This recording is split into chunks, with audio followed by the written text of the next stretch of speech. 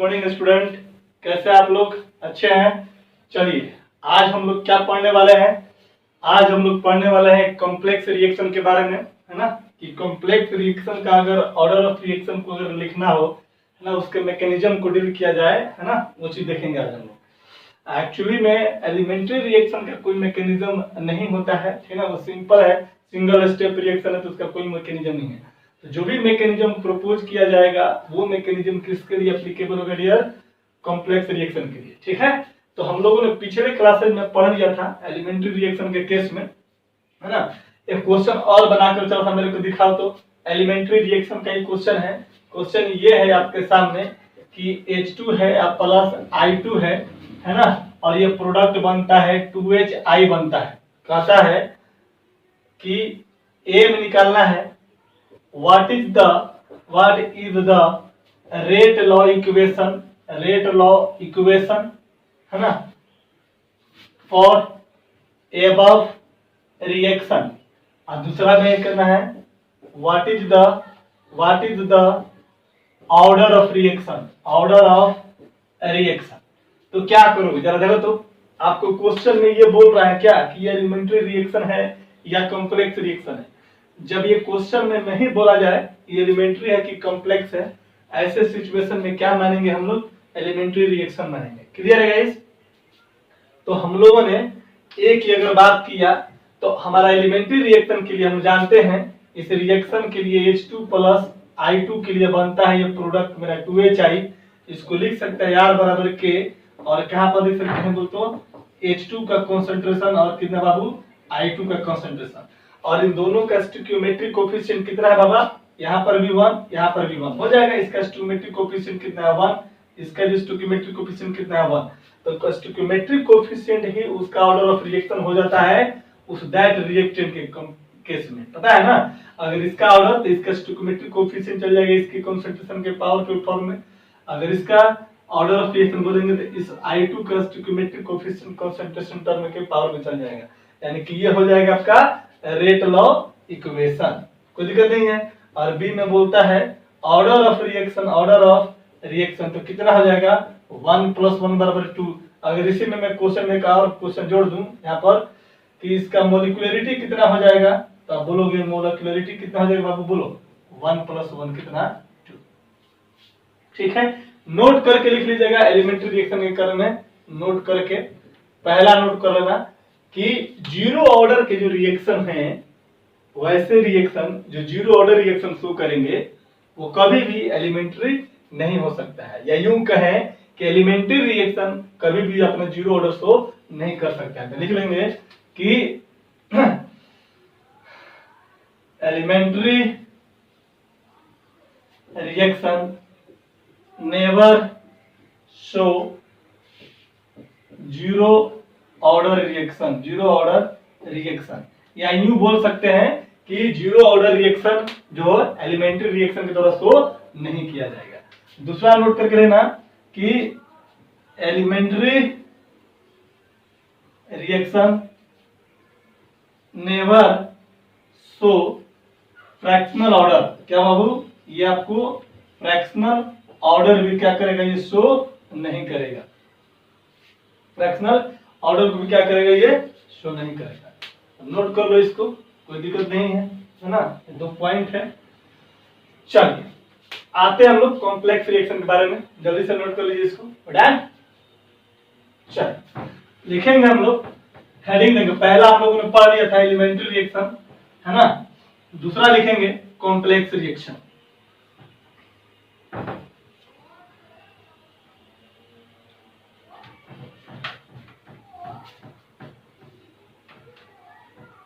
क्या होता है कॉम्प्लेक्स रिएक्शन, इसके बारे में बता दें।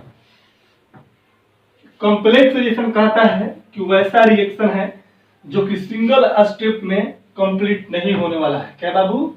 सिंगल स्टेप में कंप्लीट नहीं होने वाला है। जबकि एलिमेंट्री रिएक्शन क्या था? सिंगल स्टेप रिएक्शन था, और एक ही स्टेप में क्या करता कि रिएक्टेंट रिएक्शन करके क्या बनाता था? प्रोडक्ट बना लेता था। लिखेंगे दूसरा हमारा होगा कॉम्प्लेक्स रिएक्शन। लिखेंगे द केमिकल रिएक्शन, ऐसे लिखो the reaction which are completed under multiple steps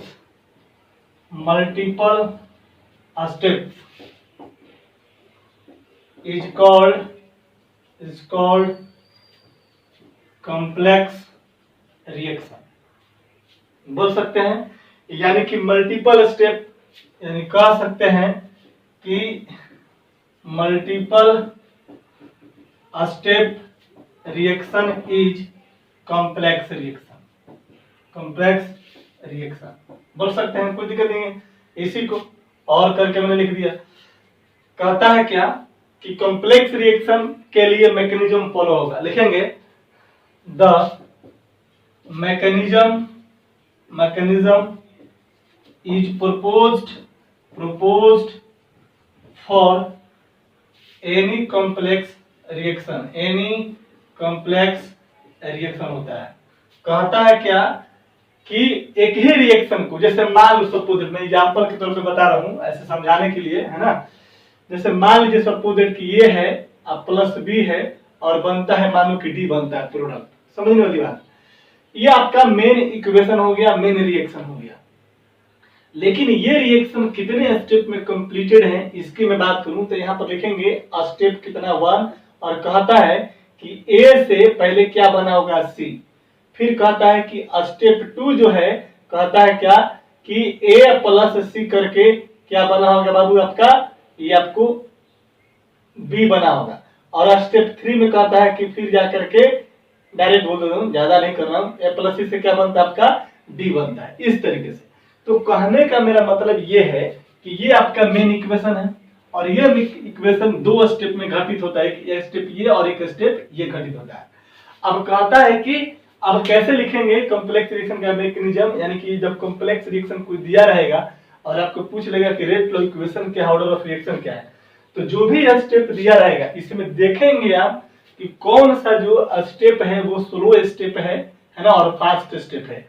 तो बोलता है कॉम्प्लेक्स रिएक्शन का मैकेनिज्म कि जो स्लोवेस्ट स्टेप होता है, क्या होता है, स्लोवेस्ट जो स्टेप होता है वो हमारा रेट डिटरमाइनिंग स्टेप होता है। क्या होता है, आरडीएस होता है। RDS step for Babu rate determining step, यानी किसी केमिकल रिएक्शन का अगर रेट को डिटरमाइन करना है तो उसके स्लोवेस्ट स्टेप के पास हम लोग जाएंगे।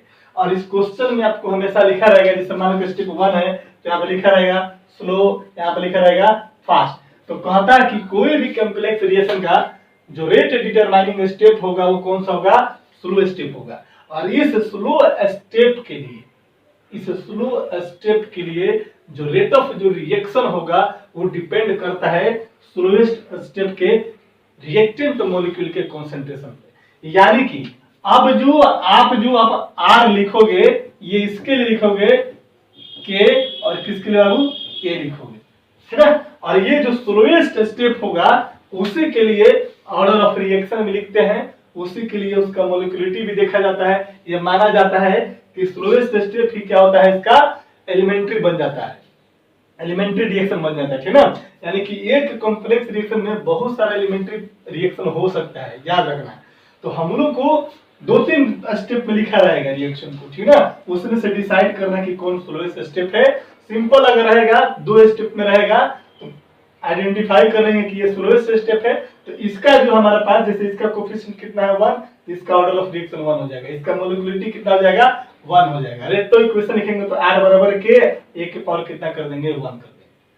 आई बस में यही 3-4 स्टेप में लिखा रहेगा, तो उसमें बहुत सारा प्रोसेस होता है, उसका कोई रूल रेगुलेशन नहीं है, उसको हम लोग क्वेश्चन बनाएंगे, है ना, देखेंगे कंपटीशन सेक्शन में 2-3 क्वेश्चन पूछा हुआ है उसको करेंगे। तो याद रखना है कि complex reaction multiple step reaction होता है। कॉम्प्लेक्स रिएक्शन एक स्टेप में पॉसिबल नहीं होगा, नहीं कंप्लीट होता है। कॉम्प्लेक्स रिएक्शन का अपना एक मैकेनिज्म होता है और उस मैकेनिज्म में क्या करते हैं हम लोग कि स्लोएस्ट स्टेप वाला रिएक्शन खोजते हैं। जो रिएक्शन स्लो स्टेप में पॉसिबल होगा, जो रिएक्शन स्लोएस्ट पॉसिबल होगा, वही रिएक्शन हमारा रेट डिटरमाइनिंग स्टेप होता है। वही रिएक्शन के द्वारा हम उस रिएक्शन का रेट डिटरमाइन कर सकते हैं, ठीक है। और जैसे रेट डिटरमाइन हो जाएगा तो उसी के आधार पर उसका ऑर्डर वगैरह सारा चीज हम लोग निकाल सकते हैं, ठीक है ना। तो याद रखना चाहिए, और कुछ नहीं है, 2-3 क्वेश्चन है, कैलकुलेटिव है, उसको कर लेंगे बस हो जाएगा। चलिए लिखेंगे the mechanism is propose for any complex reaction, याद रखना है। लिखेंगे the slowest step of reaction is the rate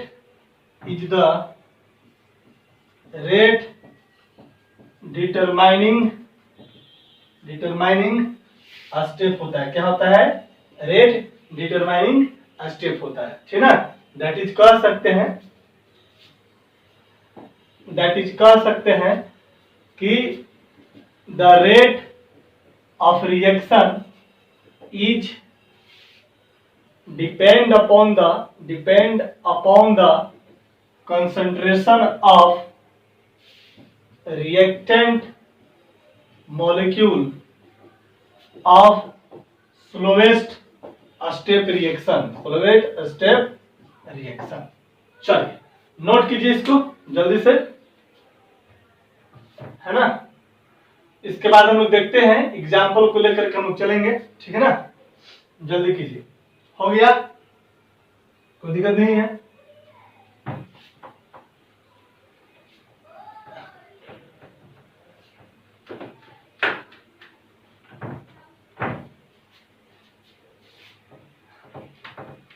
हमेशा याद रखिएगा, इसमें आगे नोट करके लिखवा दूंगा, जो मॉलिक्यूलरिटी जो होता है वो कॉम्प्लेक्स रिएक्शन के लिए मीनिंगलेस हो जाता है, याद रखिएगा, ठीक ना।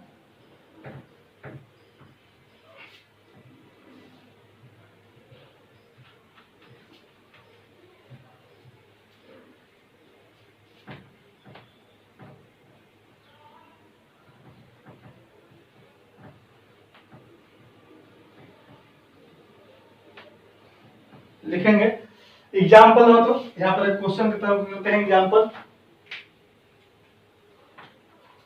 क्वेश्चन है व्हाट इज द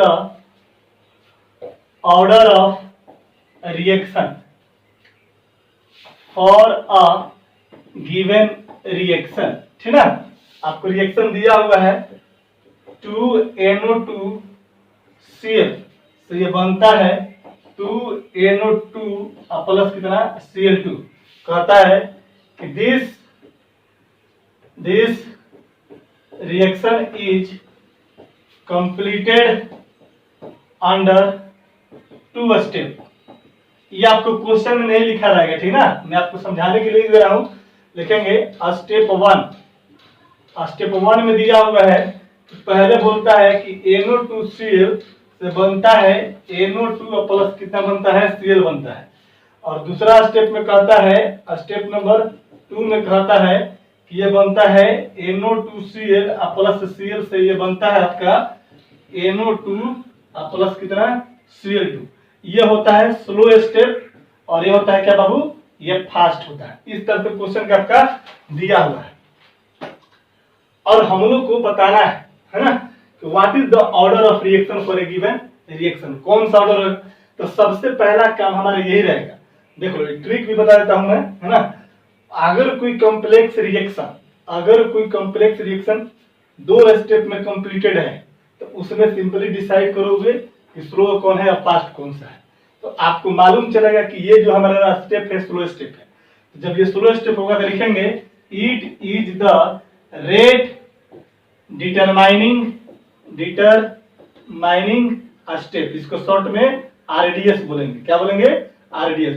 जो भी स्लोएस्ट स्टेप होगा उसको बोलेंगे रेट डिटरमाइनिंग स्टेप से बोलेंगे। मैंने अभी लिखवाया था कि जो रेट डिटरमाइनिंग स्टेप होगा यानी कि जो स्लोएस्ट स्टेप होगा उसी का हम लोग क्या लिखते हैं, रेट लॉ इक्वेशन लिखते हैं, है ना। तो अकॉर्डिंग टू मैकेनिज्म हम लोग बोल सकते हैं क्या कि स्लोएस्ट स्टेप यानी बोल सकते हैं अपना रेट मैकेनिज्म कि rate of reaction is directly proportional to समझाने के लिए एक बार लिखना पड़ेगा ही मेरे को, ठीक ना। Rate of reaction is directly proportional to the concentration of reactant of slowest step reaction, slow step reaction। तो देख तो स्लो स्टेप रिएक्शन कौन सा है तेरे पास, ये वाला है। यहाँ बगल में आपको लिखा रहेगा स्लो, है ना, याद रखिएगा। कभी ऐसा नहीं होगा कि आपको स्लो या फास्ट नहीं लिखा रहेगा, आपको स्लो लिखा रहेगा, तो आपको स्लो चूज करना है। स्लो क्यों स्लो चूज करेंगे, क्योंकि स्लो स्टेप ही क्या होता है, रेट डिटरमाइनिंग स्टेप होता है, वहीं से हम रेट निकाल सकते हैं। जब रेट निकल जाएगा तो सब कुछ कर लेंगे हम लोग। तो यहां से हो जाएगा कौन सा रिएक्शन है, NO2Cl से क्या बनता है, NO2 प्लस Cl बनता है, यही ना। तो हमको आपको पता है कि प्रोडक्ट से तो हमको मतलब होता नहीं है, हमको तो रिएक्टेंट से मॉलिक्यूल है। तो इसके लिए जब तुम लिखोगे तो R डायरेक्टली प्रोपोर्शनल टू कितना, NO2Cl का पावर कितना, यहाँ स्टोइकियोमेट्रिक कोएफिशिएंट कितना 1 है, यानी कि R बराबर K इंटू NO2Cl के पावर कितना हो जाएगा, 1 हो जाएगा। अब ये हो गया तेरा रेट वाला इक्वेशन। ऑर्डर ऑफ रिएक्शन निकालना है, तो रेट का इक्वेशन निकल गया। अब रेट का इक्वेशन निकल गया तो बताओ इसका पावर कितना है, 1 है, तो इसका ऑर्डर ऑफ रिएक्शन कितना हो जाएगा, 1। इसीलिए ऑर्डर ऑफ रिएक्शन कितना हो जाएगा, 1। आई बात समझ में। बहुत सारे लड़के क्या करते हैं कि यहाँ पर देखेंगे इसका कोफिशिएंट और इसका पावर 2 कर देंगे, गलत हो जाएगा, याद रखिए। बहुत सारे लड़के यहाँ पर आ जाएंगे, एक कोफिशिएंट ऑर्डर ऑफ रिएक्शन का 2 मान लेंगे, फास्ट नहीं, क्या देंगे, स्लो स्टेप। अगर मानो कि यही स्टेप मेरा स्लो होता तो एक इसका कोफिशिएंट एक इसका कोफिशिएंट कितना होता, ऑर्डर ऑफ रिएक्शन 2 हो सकता था, ठीक है। चलो नोट पर आगे बढ़े, राधे चल।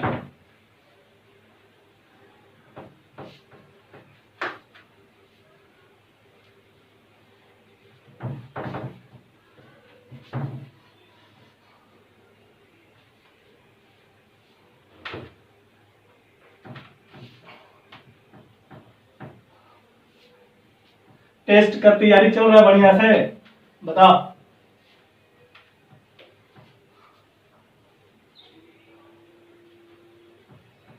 क्वेश्चन हो रहा है आप लोग का, लगभग 50% क्वेश्चन सेट हो गया है ना। 50% क्वेश्चन आप लोग को क्या करना है, बनाना है ना। और तो यहाँ पर एक क्वेश्चन और लिखो, सिंपल सिंपल पहले करवाता हूं। यहाँ पर है A2 है और प्लस कितना है, B2 है, ठीक ना। और ये बनता है कितना बाबू, 2AB बनता है, ठीक ना। यहाँ पर लिखा हुआ इसका मैकेनिज्म लिखा हुआ है, मैकेनिज्म लिखा है, क्या लिखा है पहला स्टेप 1 में A2 से बनता है A प्लस कितना, A बनता है, ठीक है। ये कहता है कि ये तेरा फास्ट स्टेप है, फास्ट प्रोसेस हो रहा है। सेकेंड स्टेप में कहता है A प्लस B2 है, और ये कहता है क्या तेरा AB या प्लस क्या बनता है, B बनता है ना। ये कहता है कि ये तेरा स्लो स्टेप है। तीसरा में क्या कहता है, देख लो A प्लस B है, और ये कहता है बनता है क्या, ये तेरा AB बनता है। ये क्या है तेरा, ये तेरा फास्ट है, ठीक ना। चल इसको क्या करना है, आपको बताना है कि इसका ऑर्डर ऑफ रिएक्शन कितना होगा, रेट ऑफ इसका इक्वेशन कितना होगा, ठीक है। चलिए तो क्या करेंगे मेरे भाई, सबसे पहला काम, ओरिजिनल इक्वेशन कौन है इसमें से, ये तो मैकेनिज्म है, ये सारे क्या है, ये सारे मैकेनिज्म है। आपका ओरिजिनल इक्वेशन कौन सा, ये वाला इक्वेशन है, कोई दिक्कत नहीं है। देखो एक बताया, अभी जो एग्जांपल बताया स्लोएस्ट स्टेप चूज करना। लड़का साहब यहाँ पर गलती मत करना कि ये मेरा स्लो स्टेप है और हमने यहाँ का कंसंट्रेशन 1, यहाँ का कंसंट्रेशन 1, बोलो कि यहाँ का कोएफिशिएंट 1, यहाँ कोएफिशिएंट 1, यहाँ पर एक 2 कर दिया, ऐसा समझ में गलत हो जाएगा। यहाँ पर एक हमारा रिवर्सिबल है रिएक्शन, इस तरह क्वेश्चन करा तो क्वेश्चन से क्लियर होगा, ठीक ना। चल तो हम लोग कहता है कि जब इस तरह से इक्वेशन रहेगा, 2 से ज्यादा स्टेप में रहेगा, तो वहां पर कहीं ना कहीं आपको रिवर्सिबल लिखा रहेगा। अगर रिवर्सिबल रिएक्शन नहीं भी रहे तो हम लोग को ये चीज देखना है कि ये जो रिएक्टेंट मेरा है, ये जो रिएक्टेंट जैसे A2 है ना, ये रिएक्टेंट इन तीनों में से 1 2 3 तीनों में से A2 इस ओरिजिनल इक्वेशन में है कि नहीं है। तो मालूम चला कि ये हमारा O2 इस ओरिजिनल इक्वेशन में क्या है, मेरा प्रेजेंट है। जब ऐसा क्वेश्चन हो तो ऐसे क्वेश्चन में सबसे पहले हम लोग एक हाइपोथेटिकल इक्वेशन लिखते हैं जो ओरिजिनल मेरा इक्वेशन है। तो पहला काम हम लोग क्या करेंगे, ओरिजिनल इक्वेशन मेरा क्या है, देख तो ओरिजिनल रिएक्शन क्या है मेरा, बोलो। ओरिजिनल रिएक्शन है पहला क्या है, यहाँ पर जो दिया हुआ है ये सब नहीं, ये मैकेनिज्म है। यहाँ पर दिया हुआ है A2 प्लस B2 से क्या बनता है, 2AB बनता है। ठीक है, अब इसके लिए हम लोग क्या मानेंगे, रेट लिखेंगे, और ये R1 इसको मान लेता हूं, और ये R1 बराबर कितना हो जाएगा K, और A2 का कॉन्सेंट्रेशन कुछ नहीं पता है मेरे को, X मान लिया इसको। आई बात समझ में, इस क्वेश्चन में लिख लो, find the rate of equation and order of reaction.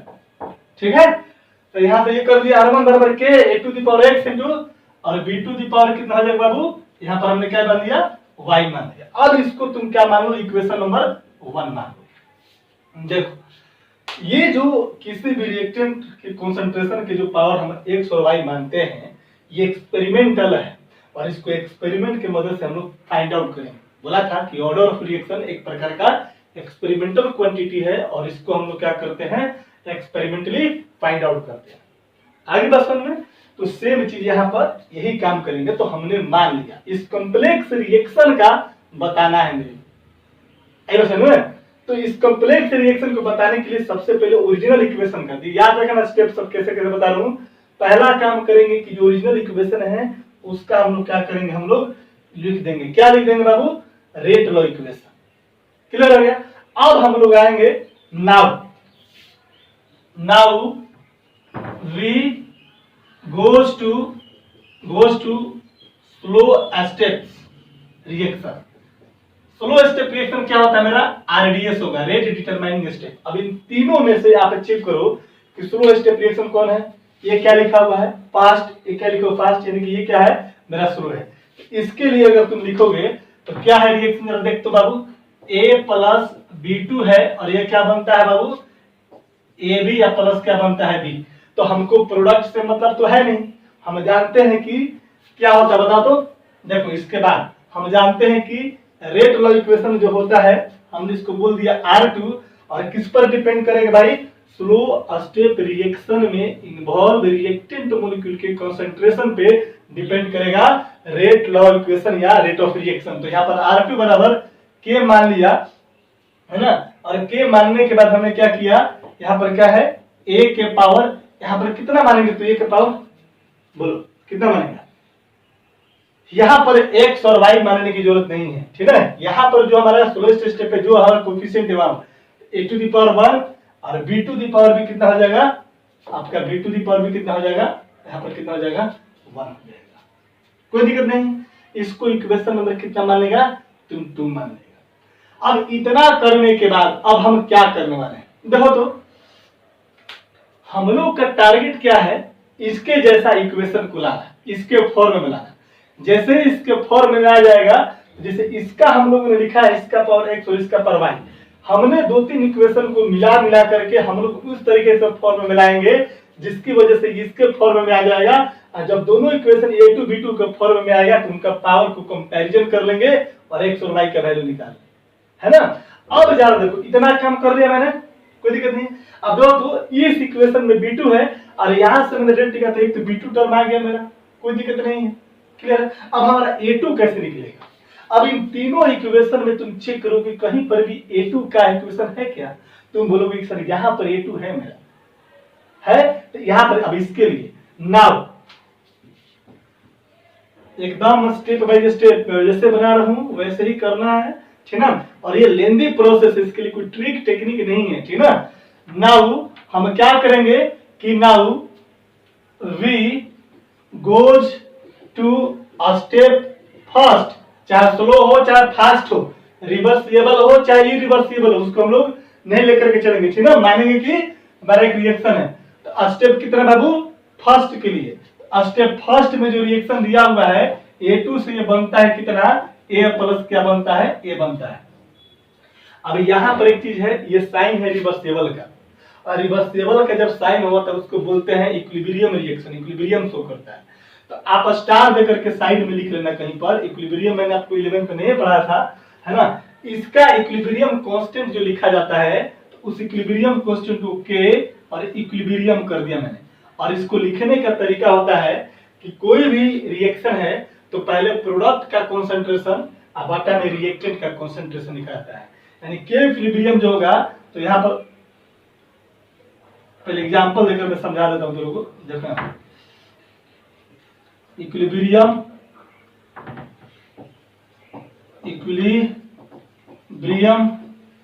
Constant, क्यों इक्विलिब्रियम कांस्टेंट की बात करेंगे, क्योंकि यहाँ पर रिवर्सिबल रिएक्शन है, ठीक ना। इसको हम शॉर्ट में के इक्यू बोलेंगे, ठीक ना। चलो देखो हम एग्जांपल के तौर पे कर देता हूं। यहाँ पर कोई रिएक्शन है, ए से बनता है कितना, यहाँ से ए से बनता है कितना, बी बनता है। और यहाँ पर मैंने देखो यहाँ पर हमने लिख दिया था N1 N2 बनता है M1 प्लस कितना DM2, यहाँ पर है ना। M1C और M2 क्या बना दिया, D बना दिया, ठीक है। अब यहाँ पर इस रिएक्शन यहाँ पर हमेशा कैसा साइन रहेगा बाबू, रिवर्सिबल का साइन रहेगा। तो इसके लिए जरूरी इक्विलिब्रियम कांस्टेंट लिखिएगा। तो के इक्विलिब्रियम जो होगा, के इक्विलिब्रियम है क्या, भी तो प्रकार का कांस्टेंट ही है ना।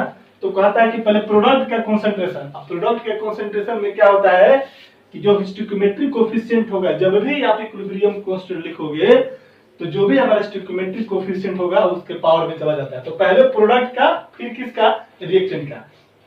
तो के इक्विलिब्रियम बराबर सी का कॉन्सेंट्रेशन का पावर m1 इंटू डी का कॉन्सेंट्रेशन का पावर कितना आपका m2 और बटा में ए का कॉन्सेंट्रेशन का पावर कितना n1 इंटू बी का कॉन्सेंट्रेशन का पावर कितना, यहाँ पर n2 बी है, बी का कॉन्सेंट्रेशन कितना बाबू n2। ये इक्विलिब्रियम कांस्टेंट लिखने का तरीका होता है। इसको साइड में कहीं पर लिख लीजिएगा, या इसको क्वेश्चन के बनाते समय में कहीं साइड वाले कॉर्नर में कहीं खुपचा में डाल करके लिख लीजिएगा। इक्विलिब्रियम कांस्टेंट लिखने का इस तरह का तरीका होता है, ठीक है। पहले इतना स्क्रीनशॉट करो जल्दी से, फिर इसके बाद हम लोग आते हैं।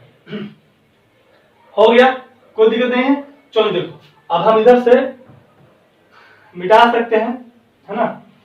चलो देखो अब मेरा काम हो गया, अब इससे कहीं आगे से बढ़ जाएंगे। हाँ तो यहाँ से मैं मिटा दूं, कोई दिक्कत नहीं है। ओरिजिनल इक्वेशन देखो, हमने इसके लिए हमने क्या लिखा था, यहाँ पर देखो क्या लिखा था, R1 बराबर के ए टू दी पावर कितना x into B to the power कितना था बाबू, y था। ये मेरा मेन इक्वेशन था, R1 मैंने माना था, है ना।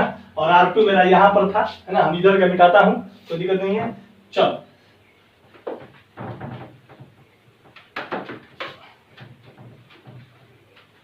देखो हम लोग को टारगेट यही रखना चाहिए कि इस फॉर्मेट में इक्वेशन आ जाए, इसके पावर में आ जाए, तो एक्स वाई कंपैरिजन करके एक्स वाई का वैल्यू हम लोग निकाल सकते हैं, ठीक है ना।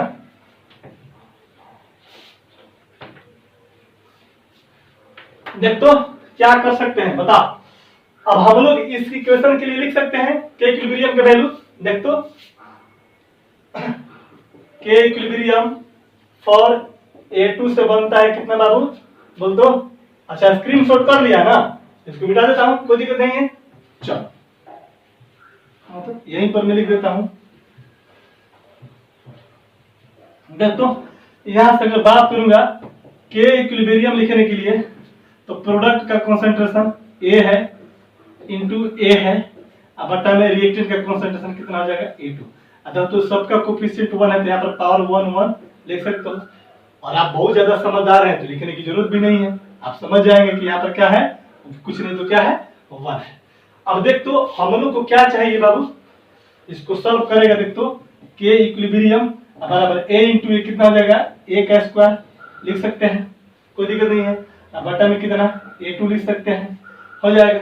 अब हम बताओ तो अगर मान लो कि हम यहाँ से अगर A का वैल्यू अगर हम निकाल लें, क्या निकाल लें, A का वैल्यू निकाल लें तो निकल जाएगा।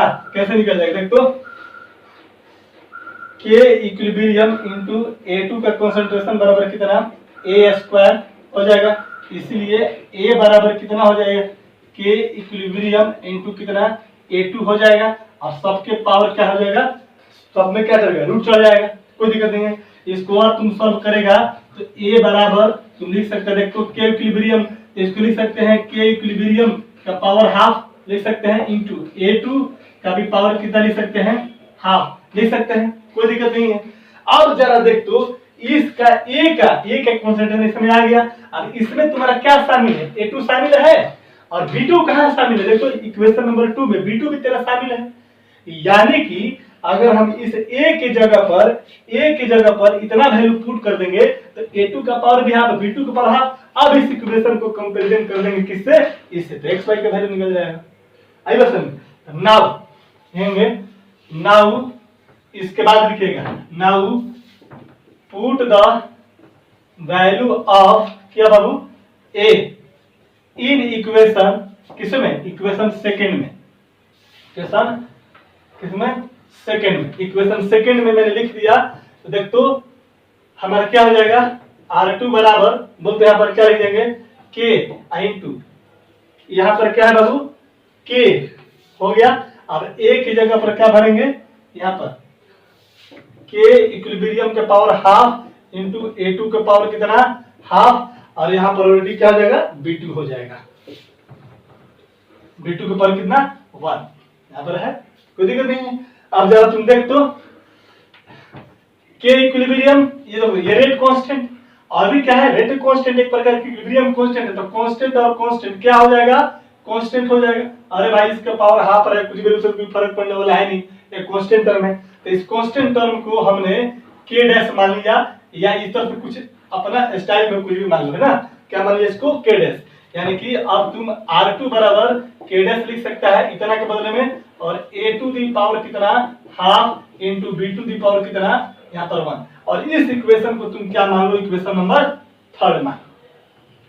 अब देख तो ओरिजिनल इक्वेशन क्या था तेरा, इसका लिखना था R1 K A2 the power x B2 the power y, A2 the power half B2 the power कितना, 1, और ये भी मेरा कांस्टेंट टर्म है, ये भी मेरा कोई कांस्टेंट टर्म है। तो देखो तो दोनों इक्वेशन को कंपैरिजन करेंगे, इक्वेशन 1 और 3 देखेंगे, on comparing equation first and equation third, तुम फर्स्ट और थर्ड को कंपेयर करोगे तो देख तो क्या लिख सकते हो, A टू द पावर 1/2 है और यहाँ पर A to the power x है, इसलिए x का वैल्यू कितना, 1/2, और y का वैल्यू तो कितना लिख सकते हो, देख तो यहाँ पर b के पावर b2 के पावर 1 है और यहाँ पर b2 के पावर कितना है, y, तो y बराबर कितना हो जाएगा, 1 नहीं हो जाएगा।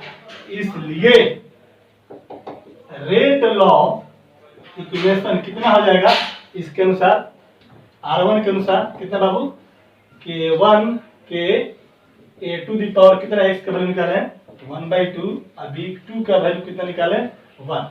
ऑर्डर ऑफ रिएक्शन कितना हो जाएगा, ऑर्डर ऑफ रिएक्शन कितना हो जाएगा बोल तो 1/2 प्लस कितना 1, यानी कि 3 कितना हो जाएगा 2, नहीं आ गया।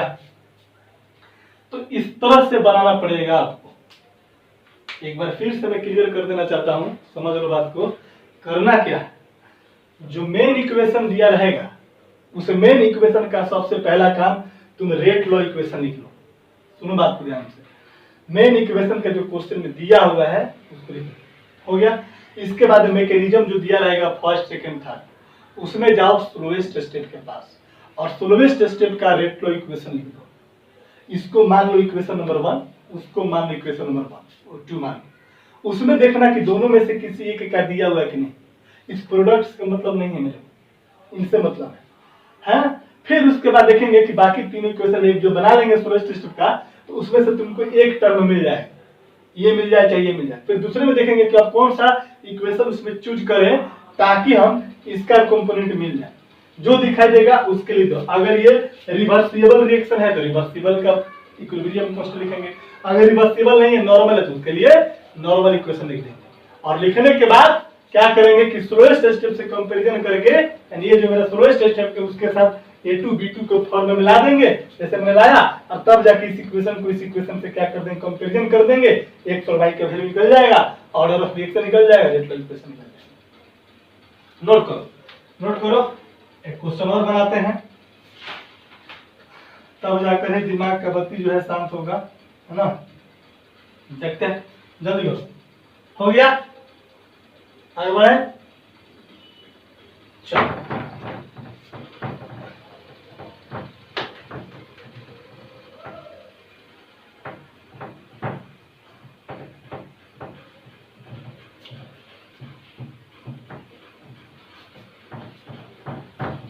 बस सिंपली लिखवा कर अभी निकल जाता है ना, इतना टाइम नहीं लगता है ना, समझाना पड़ता है बहुत बारीकी से, और बहुत सारा क्वेश्चन ऐसा मिलेगा आपको जो लॉजिकल होगा, कंसेप्ट पे बेस नहीं रहेगा, है ना। आपको कंसेप्ट खुद से तैयार करना पड़ता है ना। बहुत सारा देखिए, सिर्फ थ्योरी पढ़ लेने से बहुत सारा कंसेप्ट क्लियर नहीं होता है, बहुत सारा आपको उसके लिए प्रैक्टिस करना पड़ेगा। ये जो हम लोग अभी जो क्वेश्चन बना रहे हैं, ये जो क्वेश्चन हम लोग कर रहे हैं, इसका क्या है, कहीं कॉन्सेप्ट मिला, कहीं कॉन्सेप्ट नहीं मिला, आपको बनाना ही पड़ेगा अपने से, खुद से, ठीक ना। यही 3 क्वेश्चन पूछा हुआ है हर जगह, इसलिए यही 3 क्वेश्चन मैं आपको करवा देता हूं। नेक्स्ट क्वेश्चन है, तो find the value of order of reaction and rate law equation for a given reaction दिया हुआ है N2O5 से ये बनता है 2NO2 प्लस बनता है कितना, हाफ O2 बनता है, ठीक है। इस रिएक्शन का मैकेनिज्म दिया रहेगा आपको। मैकेनिज्म में पहला स्टेप दिया हुआ है N2O5 से ये बनता है, रिवर्सिबल दे दिया है यहाँ पर, है ना, NO2 प्लस कितना बाबू, NO2 NO3 है, ये दिया है फास्ट। दूसरा स्टेप दिया हुआ इसका NO2 प्लस NO3 और ये बनता है आपका NO2 NO प्लस O2, ये क्या बनता है आपका, स्लो बनता है। और स्टेप नंबर 3 में कहता है NO प्लस NO3 और ये बनता है 2NO3 और ये बनता है आपका क्या बाबू, आपका फास्ट बनता है, ठीक है। चल, ये क्वेश्चन है आपके सामने। अब इस क्वेश्चन में क्या करना है कि आपको बताना है इस रिएक्शन के लिए आपको order of reaction rate law equation लिखना है। कोई दिक्कत नहीं है। सबसे पहला काम क्या करेंगे, इस रिएक्शन के लिए रेट लॉ इक्वेशन लिखेंगे, है ना। चल, rate law equation for original reaction या इक्वेशन, जो भी बोलो, रिएक्शन क्या है, ये वाला ओरिजिनल इक्वेशन है। तो देख, तो N2O5 से बनता है 2NO2 प्लस कितना बाबू, हाफ O2। हम लोग को प्रोडक्ट से मतलब नहीं है, रिएक्टेंट से मतलब है। तो R बराबर K और N2O5 का पावर कितना मान लिया, X मान लिया। क्यों, क्योंकि इसका निकालना है। अपने मर्जी से नहीं बोल सकते हैं कि यहाँ पर क्या होगा, एलिमेंट्री नहीं है कि कोफिशिएंट लगा दिया बोल दिया मैंने, ठीक है। हम मानेंगे इसको, हम लोग एक्सपेरिमेंटली कैलकुलेट करेंगे, ठीक है। तो ये हो गया तेरे पास, इसको इक्वेशन 1 मान ले, इसको R1 मान ले, कोई दिक्कत नहीं है। चलो, हो गया, आगे बढ़े हम लोग। अब इसके बाद हम लोग क्या करते हैं बताओ। अब ये जो मैकेनिज्म पर जाएंगे और मैकेनिज्म में चेक करेंगे हम लोग के पास कि कौन सा स्लो स्टेप रिएक्शन है। आई बात समझ में। अब स्लो रिएक्शन तेरे पास कौन है बताओ, ये फास्ट है, ये कौन सा स्लो है। तो अब इसके लिए इक्वेशन लिखेंगे now gone to slow step reaction कौन सा है, ये है। तो इसके लिए तो हम लोग लिखेंगे, लिख लेके के स्टेप NO2 प्लस NO3 बनता है NO2 plus NO plus O2, कोई मतलब नहीं है प्रोडक्ट से। यहाँ पर R2 बराबर लिख सकते हैं K इंटू NO2। और बताया था कि स्लो स्टेप जो रिएक्शन होता है वो मेरा रेट डिटरमाइनिंग स्टेप होता है, एलिमेंट्री रिएक्शन के जैसा फॉर्म करता। एक कॉम्प्लेक्स रिएक्शन में एलिमेंट्री रिएक्शन हो सकता है, ठीक है। तो ये मेरा एलिमेंट्री रिएक्शन पर काम करेगा। NO2 इसका कोफिशिएंट कितना 1 और यहाँ पर NO3 और इसका कोफिशिएंट कितना बाबू 1, कोई दिक्कत नहीं है। इसको इक्वेशन नंबर क्या मान लिया हम लोगों ने, इक्वेशन नंबर 2 मान लिया। अब हम लोग जाएंगे कहां पर, अब हम लोग चेक करेंगे तो ओरिजिनल इक्वेशन में क्या प्रेजेंट है, सिर्फ N2O5 प्रेजेंट है। अब जरा तुम देखो तो कहीं पर N2O5 मिलेगा, इसमें है, इसमें है, इसमें है, इसमें है। अब इसके लिए लिखेंगे now for step first reaction में जाएंगे तो क्या है मेरा, देख तो इसके लिए रिवर्सिबल है तो क्या लिखेंगे, N2O5 से बनता है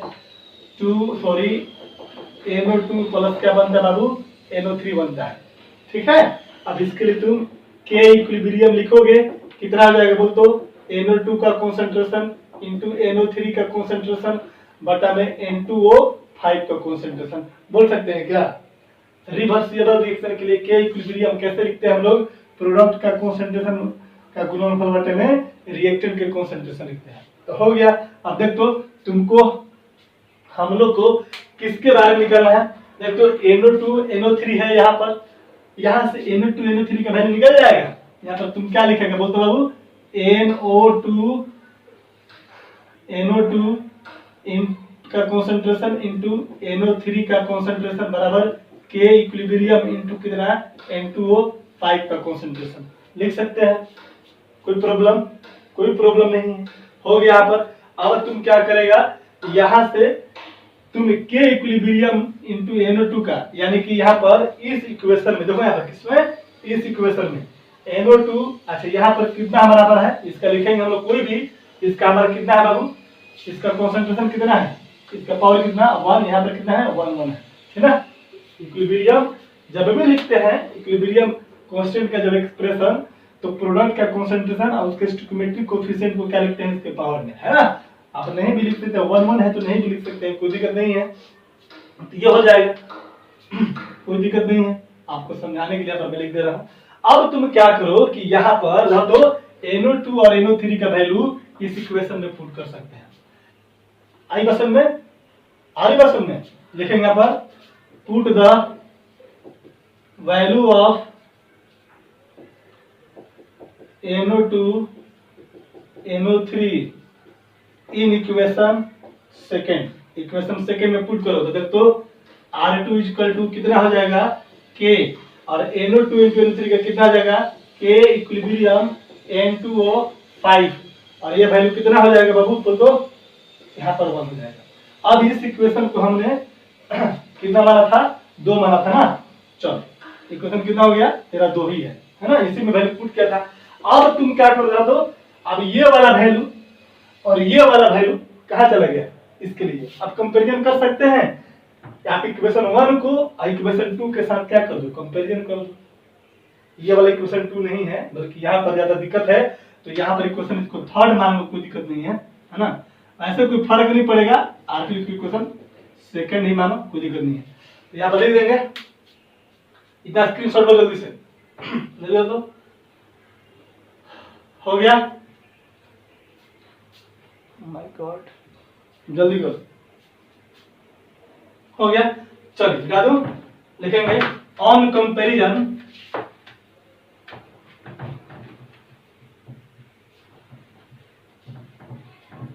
लिखना, ऑन कंपैरिजन, इसके बाद उतना के बाद on comparison with comparison of equation 2, इतना पुट करने के बाद, ठीक ना, with equation first, reaction first कौन सा ये है, जरा देख तो क्या कर सकते हैं। रेट तो आपको पता है, रेट सबका बराबर होता है, आपको पता है रेट ऑफ रिएक्शन सबके क्या होते हैं, बराबर होते हैं, ठीक ना। तो यहाँ पर बात करो, यहाँ पर कितना हो जाएगा, देख तो R1 बराबर कितना आता है K, और N2O कितना 5 के पावर कितना X है, और यहाँ पर R2 कितना है K इंटू K इक्विलिब्रियम, और N2O5 का पावर कितना है 1 है। K इंटू K इक्विलिब्रियम क्या है, ये कोई कांस्टेंट टर्म है, इसको K डैश मान लिया, यानी कि K डैश इंटू N2O5 का पावर कितना बाबू 1 है। देखो ये इक्वेशन मेरा फर्स्ट था, ये इक्वेशन मेरा सेकंड था। देख तो ये रेट कांस्टेंट, ये rate constant constant constant constant N2O5 का पावर x, N2O5 का पावर 1, इसलिए x बराबर कितना 1। ऑर्डर ऑफ रिएक्शन कितना हो जाएगा, ऑर्डर ऑफ रिएक्शन कितना 1, और यहाँ पर पुट कर देगा रेट लॉ इक्वेशन के लिए R1 बराबर K इंटू N2O5 के पावर कितना कर देंगे 1। ये तेरा रेट लॉ इक्वेशन आ गया, नहीं आ गया? नोट करो, एक क्वेश्चन और देखता हूं, एक क्वेश्चन और देखते हैं।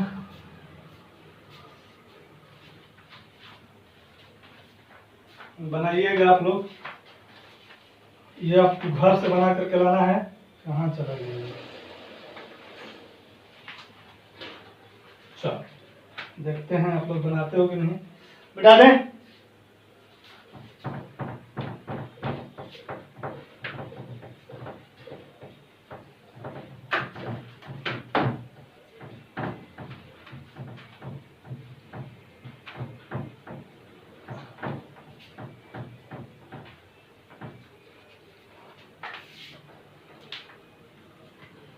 क्वेश्चन है HW बनाना है, इसको दिया हुआ है 2NO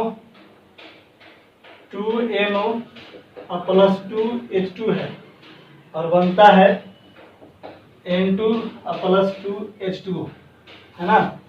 मैकेनिज्म दिया हुआ है, मैकेनिज्म आपका दिया हुआ है। पहला स्टेप में 2NO रिवर्सिबल साइन के साथ N2O2 है, ये कहता है फास्ट है ना। दूसरा कहता है N2O2 प्लस H2 है, ये बनता है N2O और प्लस क्या बनता है H2, ये कहता है स्लो स्टेप है। और तीसरा में कहता है N2O2 प्लस H2 है, ये बनता है N2 प्लस कितना H2O बनता है ना। ये भी आपका कितना है, आपका फास्ट है। कहता है find the order of reaction, बन जाएगा, कोई दिक्कत नहीं है। तो ये होमवर्क रहा, इसी आधार पर बनाकर दिखाना आपको, भेजना है, ठीक है ना। नोट कर लीजिए। चलिए लिखते हैं स्यूडो फर्स्ट ऑर्डर रिएक्शन, ठीक है। हेडिंग लगाएंगे स्यूडो फर्स्ट ऑर्डर रिएक्शन। ये भी आपका इंपॉर्टेंट है, बोर्ड की एग्जाम में 2 नंबर में पूछ लेता है कि स्यूडो फर्स्ट ऑर्डर रिएक्शन क्या होता है।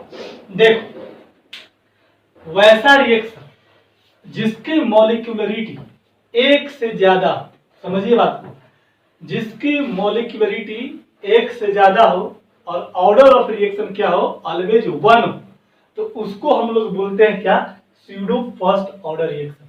वैसा ऑर्डर ऑफ रिएक्शन जिसकी मॉलिक्यूलरिटी 1 से ज्यादा हो और ऑर्डर ऑफ रिएक्शन क्या हो, 1 हो, तो ऐसे रिएक्शन को हम लोग बोलते हैं क्या, स्यूडो फर्स्ट ऑर्डर रिएक्शन बोलते हैं।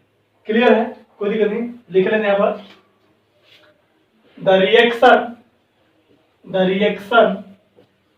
which are having molecularity more than one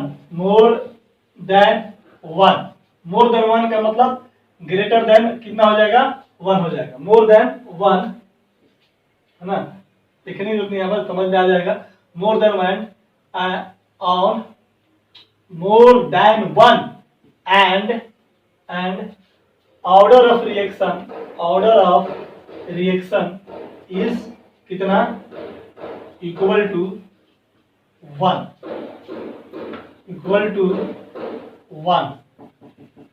then the reaction is called pseudo first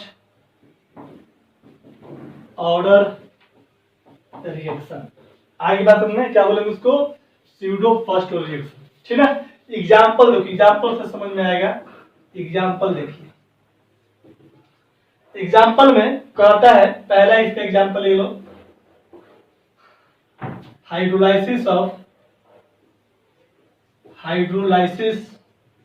of Easter. Easter का जब हम लोग हाइड्रोलाइसिस करवाते हैं, कोई भी ईस्टर ले सकते हो, जैसे यहाँ पर जैसे आपको बुक में दिया हुआ है CH3COO C2H5, है ना, ये हो गया। रिएक्शन करवा दिया H2, हाइड्रोलाइसिस का मतलब करता है वाटर के साथ रिएक्शन, और ये बनता है CH3COOH प्लस क्या बन जाएगा C2H5 OH बन जाता है, ठीक है। इस रिएक्शन का मैकेनिज्म भी है, ऑर्गेनिक में पढ़ा जाएगा हम लोग।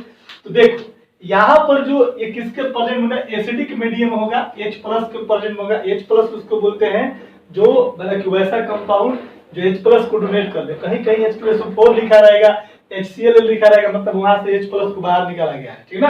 यानी कि प्रोटॉन के प्रेजेंट में, प्रोटिक सॉल्वेंट के प्रेजेंट में होगा। यहाँ पर वाटर जो है ये किस में रहता है, एक्सेस अमाउंट में रहता है। किस में रहता है, एक्सेस अमाउंट में रहता है। जब भी तुम इसका रेट लिखोगे, जब तक तो रेट लो इक्वेशन लिखोगे तो K और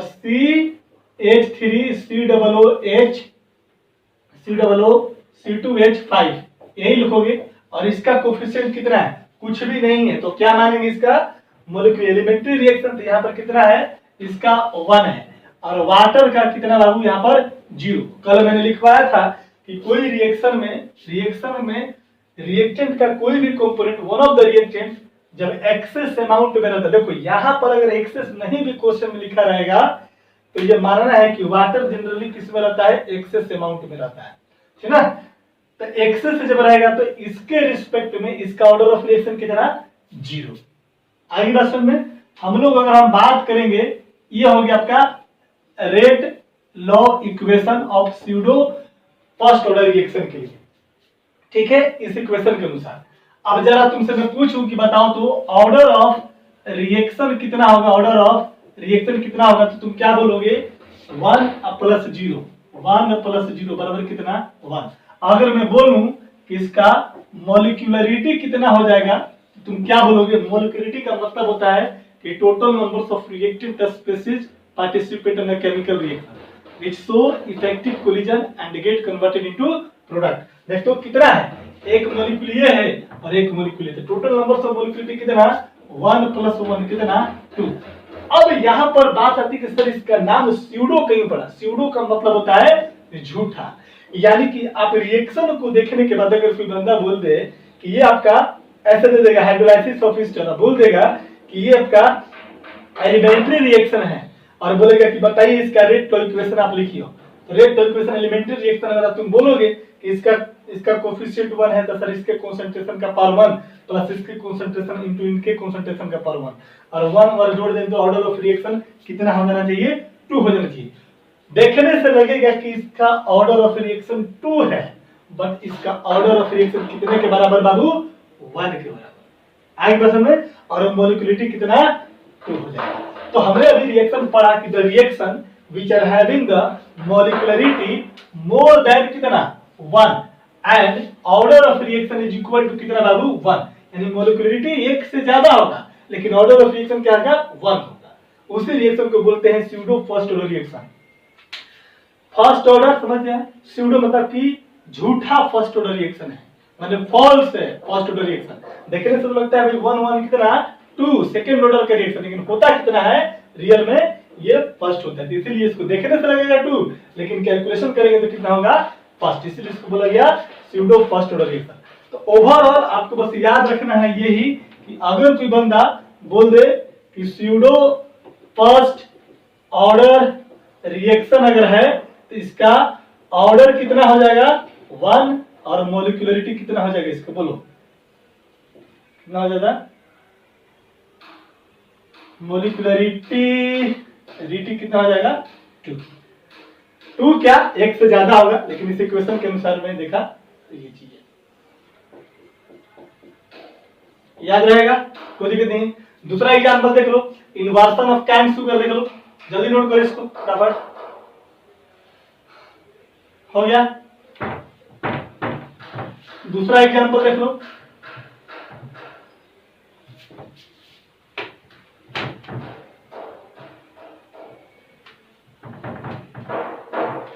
दूसरा एग्जांपल है, एग्जांपल नंबर सेकंड इसका, इन्वर्सन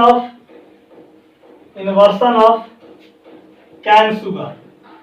अब इन्वर्सन ऑफ कैन शुगर की अगर बात करेंगे तो यहाँ पर चीनी का फॉर्मूला है, शुगर का फॉर्मूला क्या होता है, C12H22O11 होता है, प्लस वाटर के साथ इसका क्या कर दो, रिएक्शन करवा दो। इन्वर्सन का मतलब ये होता है, और ये कन्वर्ट कर जाएगा एसिडिक मीडियम में, कितना बन जाता है बताओ तो, C6H12O6 प्लस C6H12 कितना O6 बनता है।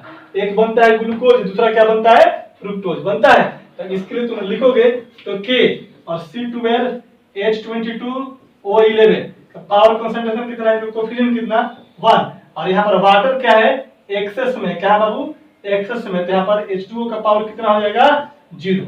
ओवरऑल R बराबर कितना, K C12H22O11 और इसका पावर कितना 1 हो जाएगा। इसी का पावर 0 मतलब कितना 1 के बराबर हो जाएगा। अब इसका रहो तो ऑर्डर कितना हो गया 1, मॉलिक्यूलरिटी कितना हो जाएगा बोल तो, मॉलिक्यूलरिटी कितना हो जाएगा बोलो, 1 और 1 कितना 2।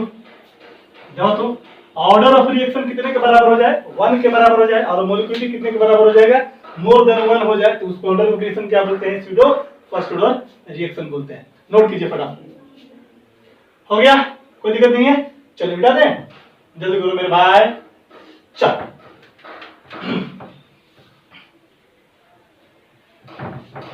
अब हम लोग बात करने वाले हैं किसके बारे में, अब हम लोग जो पढ़ने वाले हैं बहुत ही इंपॉर्टेंट, जो बोर्ड में एकदम पूछता है, डेरिवेशन जो पूछेगा आपको उसके बारे में पढ़ना है। लिखेंगे calculation of kinetic equation of orders of reaction, heading लगाइए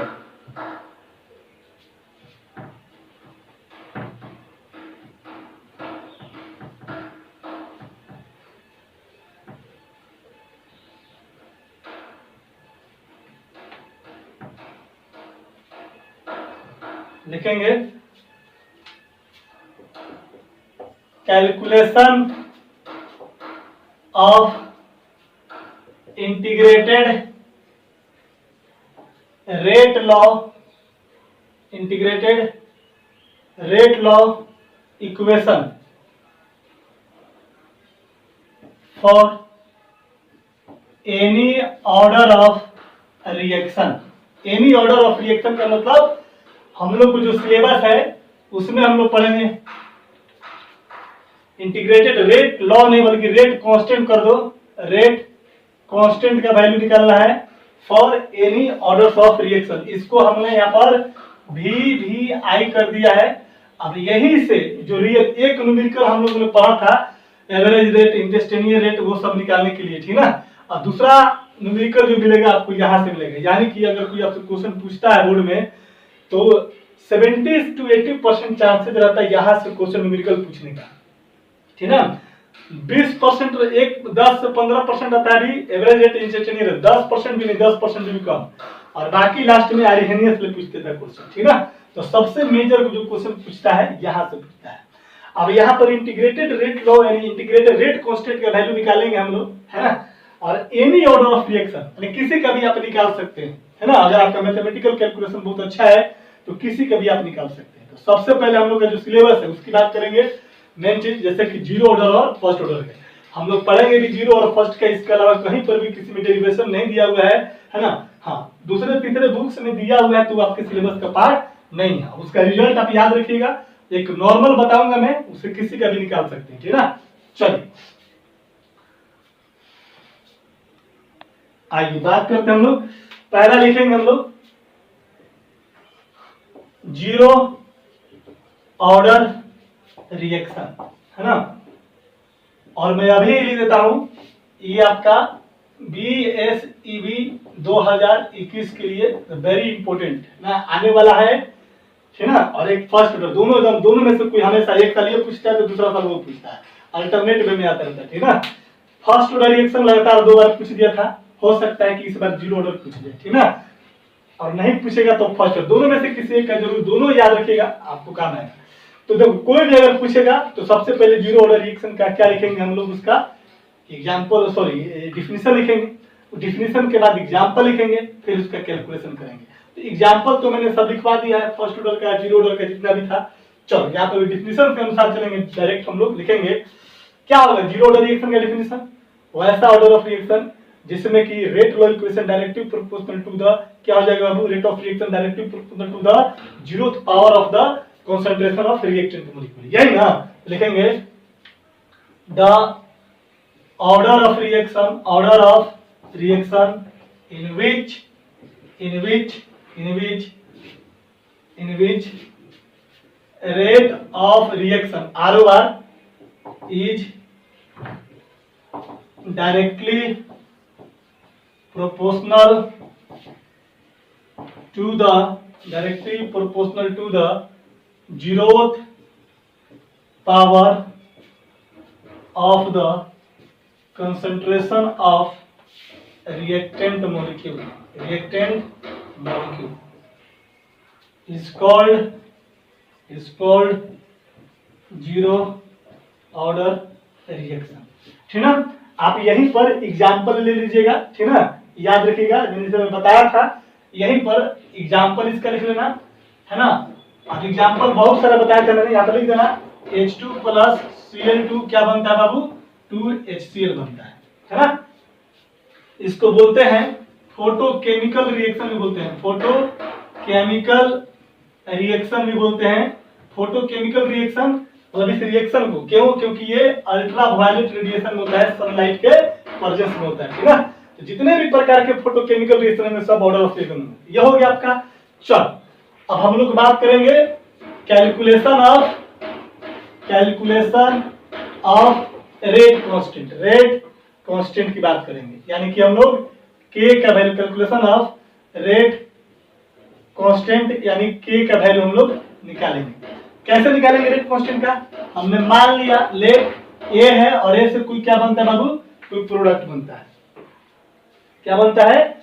ए से क्या बनता है, कोई प्रोडक्ट बनता है। हमने मान लिया कि एट टाइम t बराबर 0 पे, क्या, जब टाइम t बराबर 0 सेकेंड है तो इसका इनिशियल कॉन्सेंट्रेशन, इनिशियल 0 पर इनिशियल कॉन्सेंट्रेशन कितना, A0 मान लिया, ठीक है। कहता है कि एट टाइम t बराबर t पे, एट टाइम t बराबर कितना, t पे इसका जो कॉन्सेंट्रेशन है ना, इसको मैं ऐसे बोल देता हूं, कंसंट्रेशन को कंसंट्रेशन के फॉर्म में कितना है इसका 80 है ना। इसीलिए देख तो रेट लॉ इक्वेशन कितना होगा, R directly proportional to A का कंसंट्रेशन का पावर कितना, 0। The order of reaction in which rate of reaction is directly proportional to the zeroth power of the concentration of reactant molecule is called zero order reaction. इस equation के लिए rate law equation लिख सकते हो, और इसको तुम बोल सकते हैं कि r बराबर सर के और a टू द पावर कितना, 0 लिख सकते हैं, कोई दिक्कत नहीं है। आई बात समझ में? चलो पहले इधर स्थिति कर दो, इधर वाला जल्दी करो, इधर वाला हो गया। चल देख, बोर्ड थोड़ा छोटा पड़ जाता है ना, इस वजह से, नहीं तो मैंने यहाँ पर एक ही एग्जाम्पल लिखवाया, बहुत सारे एग्जाम्पल लिखवा दिया है। आप 2-3 एग्जाम्पल जरूर लिख लेना जब भी बोर्ड में पूछेगा तो, है ना। अगर 5 नंबर में 5 नंबर लाना है तो ना, तो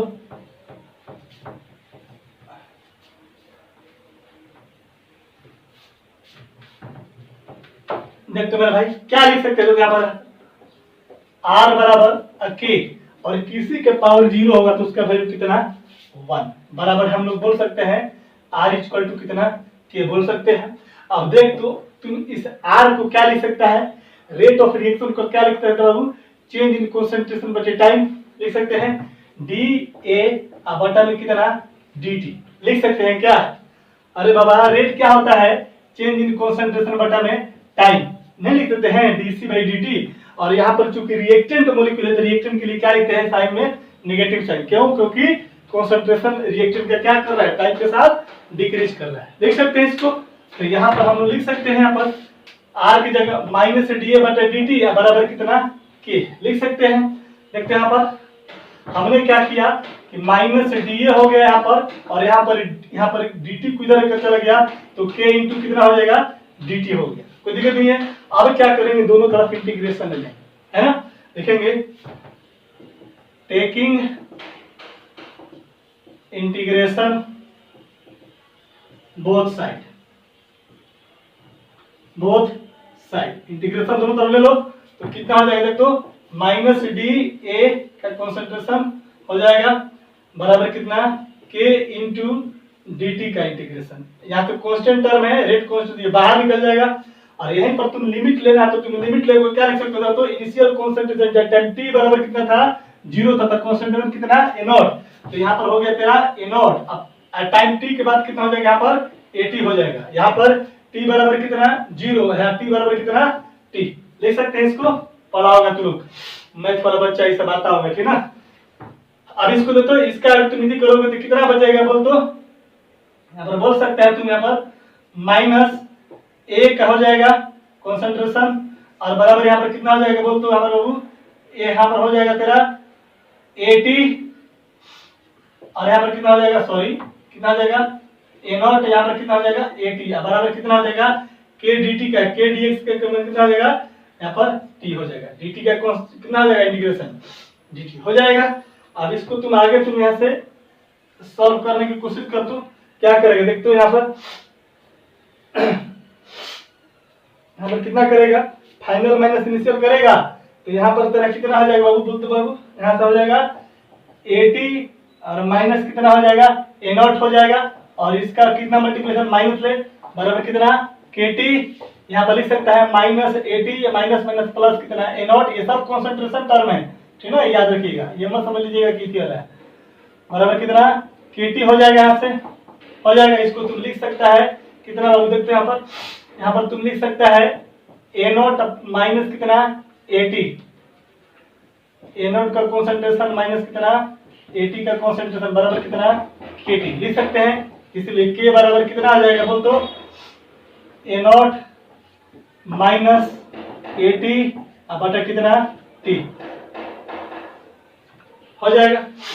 यही हमारा, इसको इक्वेशन 1 मान लो, लिखेंगे the equation first is known as integrated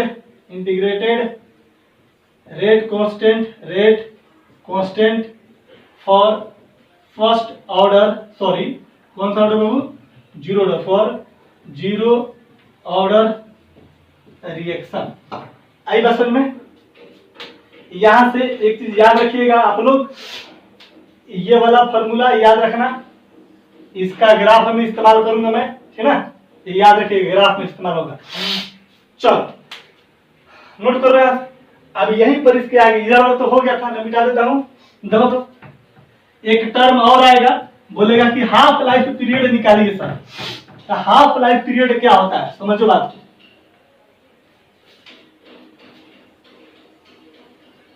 देखेंगे इसी में पढ़ना है, half life period, PERIOD, half life period. इसको रिप्रेजेंट करते हैं टी और हाफ से, टी हाफ, ठीक ना। क्या होता है हाफ लाइफ पीरियड, सर समझिए बात। अगर कोई भी मान लो कि इनिशियल है, कोई भी चीज है, जैसे मैंने मान लो कि शुरू से मैं समझाते आया हूं, रोटी और आटा का कहानी है ना। ये तेरा पास गूथा हुआ रोटी है, आटा है ना, और इधर रोटी तेरे को बनाना है। कहता है कि जिस टाइम में ये गूथा हुआ आटा आधा खत्म हो जाए, क्या हो जाए, ये हाफ खत्म हो जाए, जितना टाइम में अगर कोई रिएक्टेंट मॉलिक्यूल अगर हाफ डिकम्पोज कर जाए, हाफ खत्म हो जाए, उस हाफ डिकम्पोज होने में जो टाइम लगेगा उसी टाइम को बोलते हैं हाफ लाइफ पीरियड। आई बसन में उसको टी हाफ से रिप्रेजेंट करते हैं। एक रोटी है, इस रोटी को कितना देर में आप आधा खा जाइएगा, आधा खाने में जो टाइम बर्बाद करोगे, जो टाइम आपका लगेगा, उसी टाइम को क्या बोलेंगे हम लोग, हाफ टाइम बोलेंगे, टी हाफ बोला जाएगा। कोई दिक्कत नहीं है। मान ले कि तेरे पास 100 रुपया है और मैं बोलूं तेरे से कि 100 रुपया को जो है आप जो है जाइए मार्केट में कुछ सामान लेकर के, कुछ खा पी करेंगे, जो भी करना है। आपने गया, मालूम चला कि 5 मिनट में क्या किया आपने, 50 रुपया खत्म कर दिया। तो मैं पूछूंगा कि कितना आपका हाफ लाइफ होगा, उस पैसे का हाफ लाइफ कितना होगा या आपका काम करने का हाफ लाइफ कितना होगा, तो बोलोगे कि 50। क्यों? क्योंकि हमने 100 में से कितना खत्म किया, 50 खत्म कर दिया। यानी ओवरऑल एक लाइन में मैं बोल दूं कि कोई भी रिएक्टेंट मॉलिक्यूल का जो इनिशियल कॉन्सेंट्रेशन है, जितना टाइम में वो हाफ बच जाता है या यूं कहे कि हाफ डिकम्पोज कर गया, अगर ये है और मान लो कि मैंने इसको टाइम दिया कि आपको 1 घंटा में इसको खत्म कर देना है, तो आपने क्या किया कि 30 मिनट में इसको आप खत्म कर दिया, तो इसके लिए कितना बचेगा? देखो तो ये पूरा इनिशियल कॉन्सेंट्रेशन, मैं बोलूंगा कि 30 मिनट के बाद आपने क्या किया कि आपके पास इतना बच गया सॉरी, इतना बच गया, मतलब क्या हो गया? मतलब कि आपका हाफ टाइम कितना? इसको वैसे भी बोल सकते हैं कि या तो इनिशियल कंसंट्रेशन हाफ बच जाए या इनिशियल कंसंट्रेशन में से हाफ डिकम्पोज कर जाए या हाफ खत्म हो जाए, उसी को क्या बोलते हैं हम लोग? हाफ लाइफ पीरियड बोलते हैं। कोई दिक्कत नहीं है, समझा गया होगा? अरे भैया 10 रोटी तेरे को दिया खाने के लिए, टाइम नोट कर दिया कि तू शाम के 7 बजे तू खाना खाने बैठा, तेरे को 10 रोटी दिया है ना, 5 रोटी खाते खाते तेरा पेट भर गया, चाहे कुछ भी हो गया है ना, मालूम चला कि 7:10 पर तूने आधा खत्म कर दिया, तो मैं पूछूंगा कि तेरा हाफ लाइफ कितना? तेरा 10 मिनट हो जाएगा? नहीं, क्योंकि 10 मिनट में क्या किया, 10 रोटी में से 5 रोटी खा गया। तो इनिशियल कॉन्सेंट्रेशन जितना टाइम में हाफ बच जाए या हाफ डिकम्पोज कर जाए, दैट इज कॉल्ड क्या? Half life period. लिखेंगे it is the time required to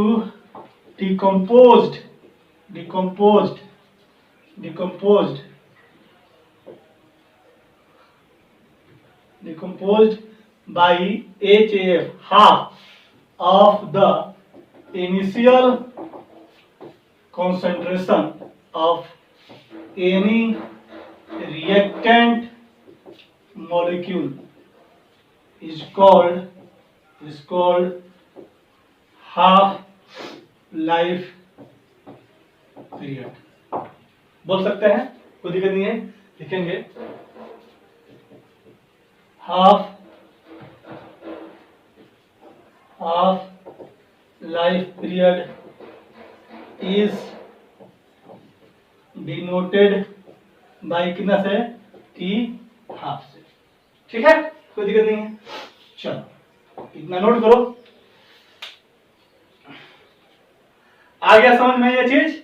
R बराबर के होगा, R बराबर के, R को रेट ऑफ रिएक्शन है, रेट ऑफ रिएक्शन dA/dt लिख सकते हैं। अरे भाई रिएक्टेंट मेरा A है तो उसी तरह लिखेंगे, तो dA/dt रिएक्टेंट है तो नेगेटिव साइन के साथ रेट ऑफ रिएक्शन बराबर के हो जाएगा यहाँ पर, फिर माइनस dA बराबर के इनटू कितना dt, taking integration both side, इसको dA को इंटीग्रेट करोगे, लिमिट ले लिया कितना a0 से, जब टाइम t बराबर 0 था तो a0 कंसंट्रेशन था, टाइम t बराबर कितना था जब t था तो इतना कंसंट्रेशन बचा, इसको करोगे तो इतना हो जाएगा बराबर dt का इंटीग्रेशन t हो जाएगा, है ना। इसको सॉल्व कीजिएगा तो यहाँ पर इसके जगह लिखेंगे पहले final upper limit minus lower limit, तो पहले कितना 80 माइनस कितना a0, यहाँ माइनस है तो माइनस 80 माइनस a0 हो जाएगा, माइनस को यहाँ गुना करेंगे तो माइनस, इस माइनस को गुना करेंगे तो कितना प्लस a0 बराबर कितना kt, अब इसका माइनस 80 प्लस a0 बराबर kt हो गया। इसको तुम ऐसे लिख सकते हो, 80 को क्या कर सकते हैं, पहले a0 को लिख दिया फिर माइनस 80 के बराबर कितना kt, इस इक्वेशन को आपको याद रखना है।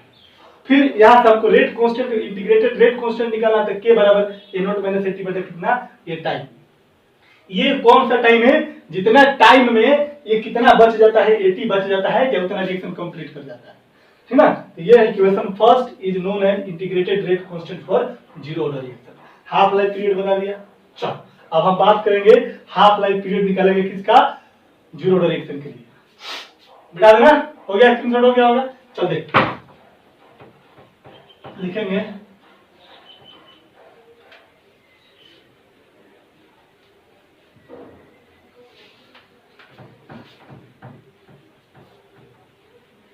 इसको मेन फॉर्मूला इसको रखिएगा, यहां से ग्राफ बनेगा आगे चल के।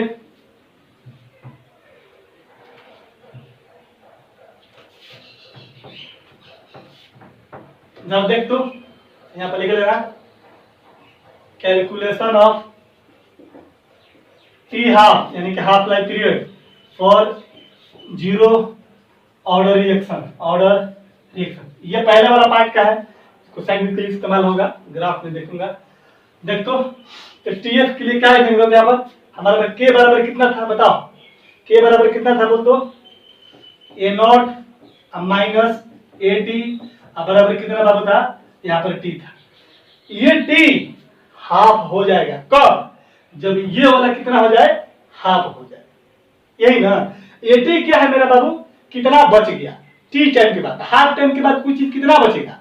अगर मान लो हम इसको ऐसे लिख सकते हैं, ए नॉट जब ए नॉट बटा 2 बच जाए, या ए टी जो है वो कितना हो जाए, ए नॉट बटा कितना हो जाएगा, 2 हो जाएगा। इसका मतलब ये होगा कोई रिएक्शन है शुरुआत में, वही बात है। देखो ये कितना बच गया, a/2, पहले ए नॉट था इनिशियल, कुछ टाइम के बाद टी टाइम के बाद, टी हाफ टाइम के बाद कितना बच गया, a0/2 हाफ हो गया।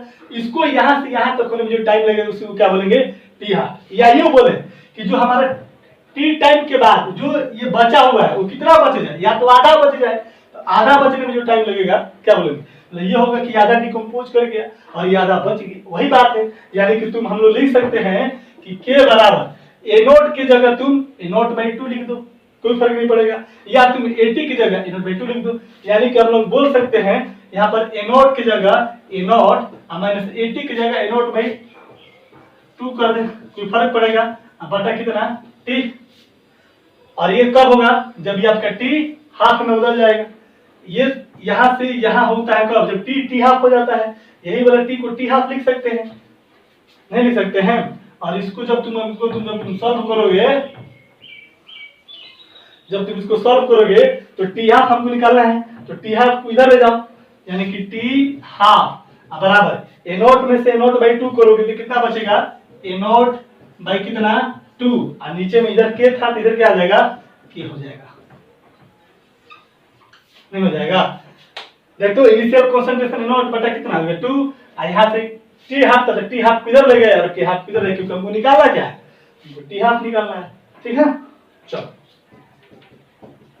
ये था जीरो ऑर्डर का हाफ लाइफ पीरियड। तो पूछता है कभी कभी 2 नंबर में पूछ देगा, 1 नंबर में what do you mean by half life period for zero order reaction, तो डिफिनेशन के साथ साथ यही क्वेश्चन देना पड़ेगा।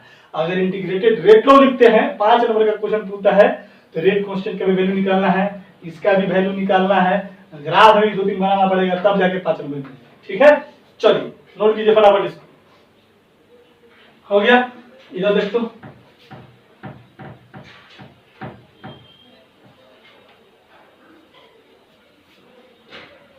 इधर बाबू,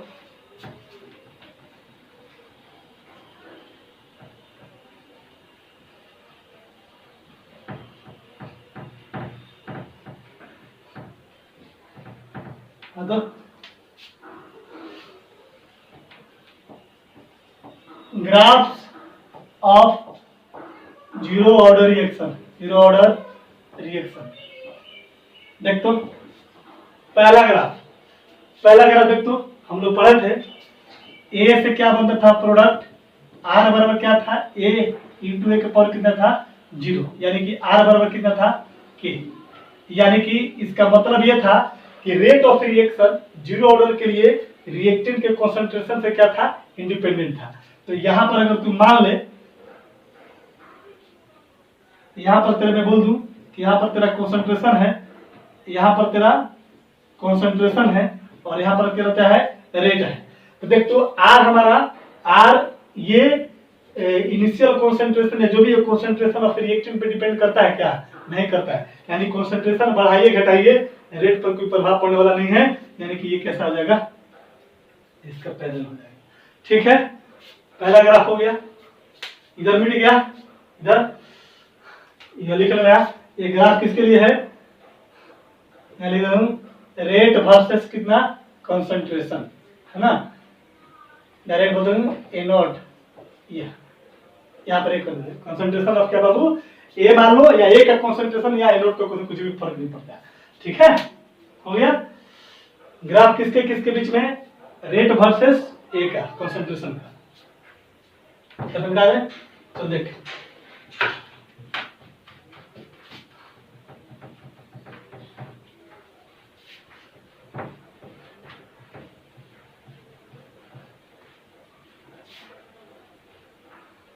देख तो दूसरा ग्राफ देखते हैं यहाँ पर, एटी वर्सेस किसके बीच में, टाइम, टाइम क्या है मेरा टी, इसके बीच का ग्राफ देखो। तो देखो ये इक्वेशन तेरे सामने है, कितना है, ए नॉट का कंसंट्रेशन माइनस एटी बराबर कितना है तेरा केटी है, कोई दिक्कत नहीं है। इसको जरा देख तो, इसको तू ऐसे लिख सकता है क्या, देख तो minus eighty plus A not बराबर कितना केटी, लिख सकते हैं इसको, कोई दिक्कत नहीं है। इसको तुम इधर लेकर के चल जाओ, देख तो माइनस एटी बराबर कितना हो जाएगा, बोल तो केटी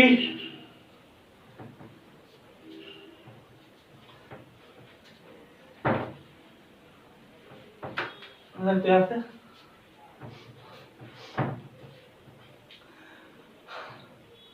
क्या कर ले, इसको इधर ले जाए, ठीक है, कोई दिक्कत नहीं उसे। यहां पर अगर हम कर ले माइनस के टी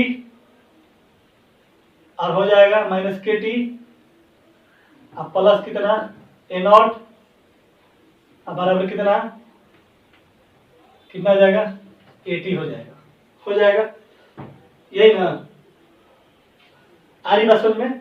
क्या देख तो एटी बराबर माइनस के टी अब प्लस कितना बाबू ए नॉट, हो गया। देख तो y बराबर एम एक्स प्लस सी का ग्राफ है, तुम कंपेरिजन करेगा तो यहाँ पर y axis m into x plus कितना c, तो इक्वेशन 1 और इक्वेशन 2 को कंपेयर करेगा तू, ऑन कंपेयरिंग कंपेरिजन तुम करेगा। देखो m की जगह क्या, m को क्या बोलते हैं बाबू, ये बोलते हैं स्लोप, क्या बोलते हैं स्लोप, इसको क्या बोलते हैं इंटरसेप्ट, क्या बोलेंगे इंटरसेप्ट। ये क्या हो गया y एक्सिस, और यहाँ पर क्या हो गया, ये क्या है x एक्सिस पर क्या है t है, m पर क्या है स्लोप क्या है माइनस की निगेटिव स्लोप है, ये आपका एटी क्या है y एक्सिस पर, और c क्या है आपका इंटरसेप्ट क्या है इनिशियल कंसंट्रेशन है। तो देखो तो इसका ग्राफ में यहाँ पर बना देता हूँ, है ना, यहाँ पर तुम्हें बनाना बढ़िया से, यहाँ पर समझ में आ जाएगा ना। देखो यहाँ पे बना देता हूँ, यहाँ पर बना दो, यहाँ पर देखो कोई दिक्कत नहीं, कहीं बनाओ ना, ये हो गया। y एक्सिस पर क्या है 80 है, तो यहाँ पर क्या कर दिया, यहाँ पर 80। x एक्सिस पर क्या है बाबू, देख तो x एक्सिस पर क्या है t है, तो यहाँ पर क्या कर दिया, ये t तेरा क्या है तेरा टाइम है, कोई दिक्कत नहीं है। अब देख तो स्लोप क्या है निगेटिव माइनस है, तो स्लोप तेरा कैसे गिरेगा, इस तरह से तेरा स्लोप गिरेगा, और ये क्या है तेरा, ये हो जाएगा स्लोप तेरा क्या है निगेटिव है, यानी कि m बराबर कितना माइनस के बराबर कितना माइनस स्लोप हो जाएगा, यानी कि स्लोप कैसा तेरा निगेटिव है। आई बता रहे t क्या यहाँ पर हो गया, और आपका यहाँ पर क्या हो गया इनोट क्या हो गया इंटरसेप्ट हो गया, यहाँ पर इसको कंसंट्रेशन में डाल देना इस तरीके से। तो ये आपका स्लोप निगेटिव होगा, किसके बीच में 80, यानी concentration of reactant after time t versus किसका टाइम के बाद। तो ये बना लीजिएगा। तीसरा रहा तो तीसरा ग्राफ, तीसरा पहला हो गया, दूसरा हो गया, ये तीसरा देखो ग्राफ। तीसरा ग्राफ में क्या बोलेंगे, लिखेंगे यहाँ पर टी हाफ वर्सेस कितना बाबा, टी हाफ वर्सेस कितना ए नॉट, यानी कि कंसंट्रेशन के ग्राफ में, यानी कि इनिशियल कंसंट्रेशन में और टी हाफ के बीच में ग्राफ के। जरा देख तो यहाँ पर तो हम लोगों ने भी देखा था कि टी हाफ का जो फॉर्मूला आया था कितना था, वो तो ए नॉट बटा कितना 2 और कितना था के था। तो टी हाफ इनिशियल कंसंट्रेशन के डायरेक्टली प्रोपोर्शनल है। फिर rate of reaction zero order reaction के केस में, जीरो ऑर्डर रिएक्शन के केस में रेट ऑफ जो रिएक्शन था इनिशियल कंसंट्रेशन से क्या था इंडिपेंडेंट था, डिपेंड नहीं करेगा। लेकिन हाफ लाइफ पीरियड जो होगा जीरो ऑर्डर रिएक्शन का वो इनिशियल कंसंट्रेशन पर क्या करेगा डिपेंड करेगा। यानी कि इसके लिए जो तुम ग्राफ तुम बनाओगे कैसा ग्राफ हो जाएगा, यहाँ पर बना देता हूँ, दिखाई देगा ना, यहाँ पर क्या हो जाएगा इस तरीके से। ये हो गया तेरा टी हाफ और ये क्या हो गया तेरे पास ए नोट का कंसंट्रेशन, या तुम जो भी बोल सकते हो, है ना, इस तरीके से। कॉन्सेंट्रेशन बढ़ेगा तो टी हाफ बढ़ेगा, या तुम यहाँ पर ए नॉट कर दो, यहाँ पर टी हाफ कर दो, तो कोई फर्क नहीं पड़ता है ना। यहाँ पर टी हाफ कर दो, यहाँ पर क्या कर दो, ए नॉट कर दो। तो जैसे जैसे टी हाफ बढ़ेगा वैसे वैसे कॉन्सेंट्रेशन बढ़ेगा, या जैसे जैसे कॉन्सेंट्रेशन बढ़ेगा वैसे वैसे टी हाफ बढ़ेगा। कहीं कहीं किताब में तुमको ऐसा भी मिलेगा, है ना, यहाँ पर टी हाफ रहेगा और यहाँ पर क्या रहेगा, ए नॉट रहेगा। आई बात समझ में। तो 3 ग्राफ था, तीनों ग्राफ देख लिया, कोई दिक्कत नहीं है। तो जीरो ऑर्डर रिएक्शन में क्या क्या समझे, नोट करो जल्दी से फटाफट, तो जल्दी नोट करो। हो गया, चल देख।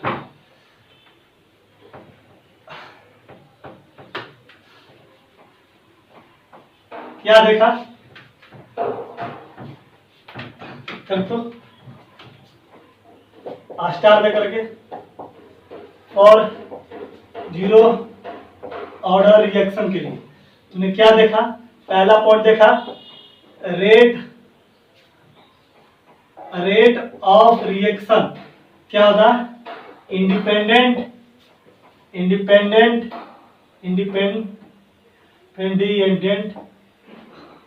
From concentration of reactant. ठीक है, दूसरा क्या पढ़ा, टी हाफ जो होगा directly proportional to initial concentration of reactant.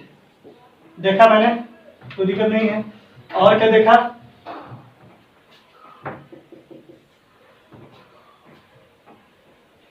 T half बराबर कितना था, ए नॉट बटा कितना था, 2K था।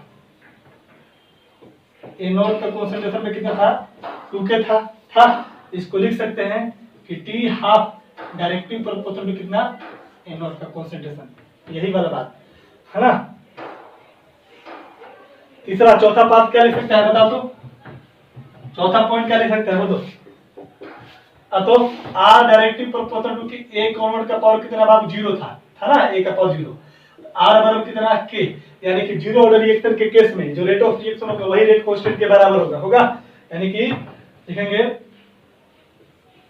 Rate of reaction is equal to rate constant के बराबर हो जाएगा। तो ये सब जीरो ऑर्डर से रिलेटेड इंपॉर्टेंट क्या है आपके पास है, इसको खुपचे में डाल करके रखना है ना, और इसको याद रखना है, ठीक है। जीरो ऑर्डर रिएक्शन के लिए फॉर्मूला भी बताया था मैंने, यहाँ पर लिख लो, पांचवा एक छठा पॉइंट करके यहाँ पर और लिख लो, तो खुपचा बड़ा कर दो इसका। पांचवा पॉइंट क्या लिख सकते हैं बोल दो, के बराबर A not minus A T divided by कितना बाबू, टी। बस ये सारी बातें तेरे को याद रखना है। ऑब्जेक्टिव पॉइंट ऑफ व्यू से आपको ऑब्जेक्टिव क्वेश्चन में दे सकता है तो डायरेक्टली बना सकते हैं, ठीक है। चलिए नोट कर लीजिए।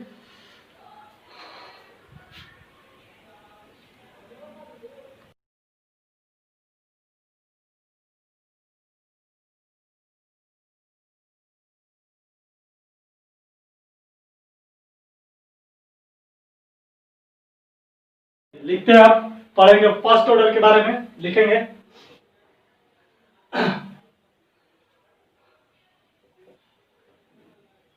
इसको हम पहला दूसरा मानकर बनाते क्या, जो भी है अपना नंबर दे दीजिएगा, लिखेंगे कैलकुलेशन ऑफ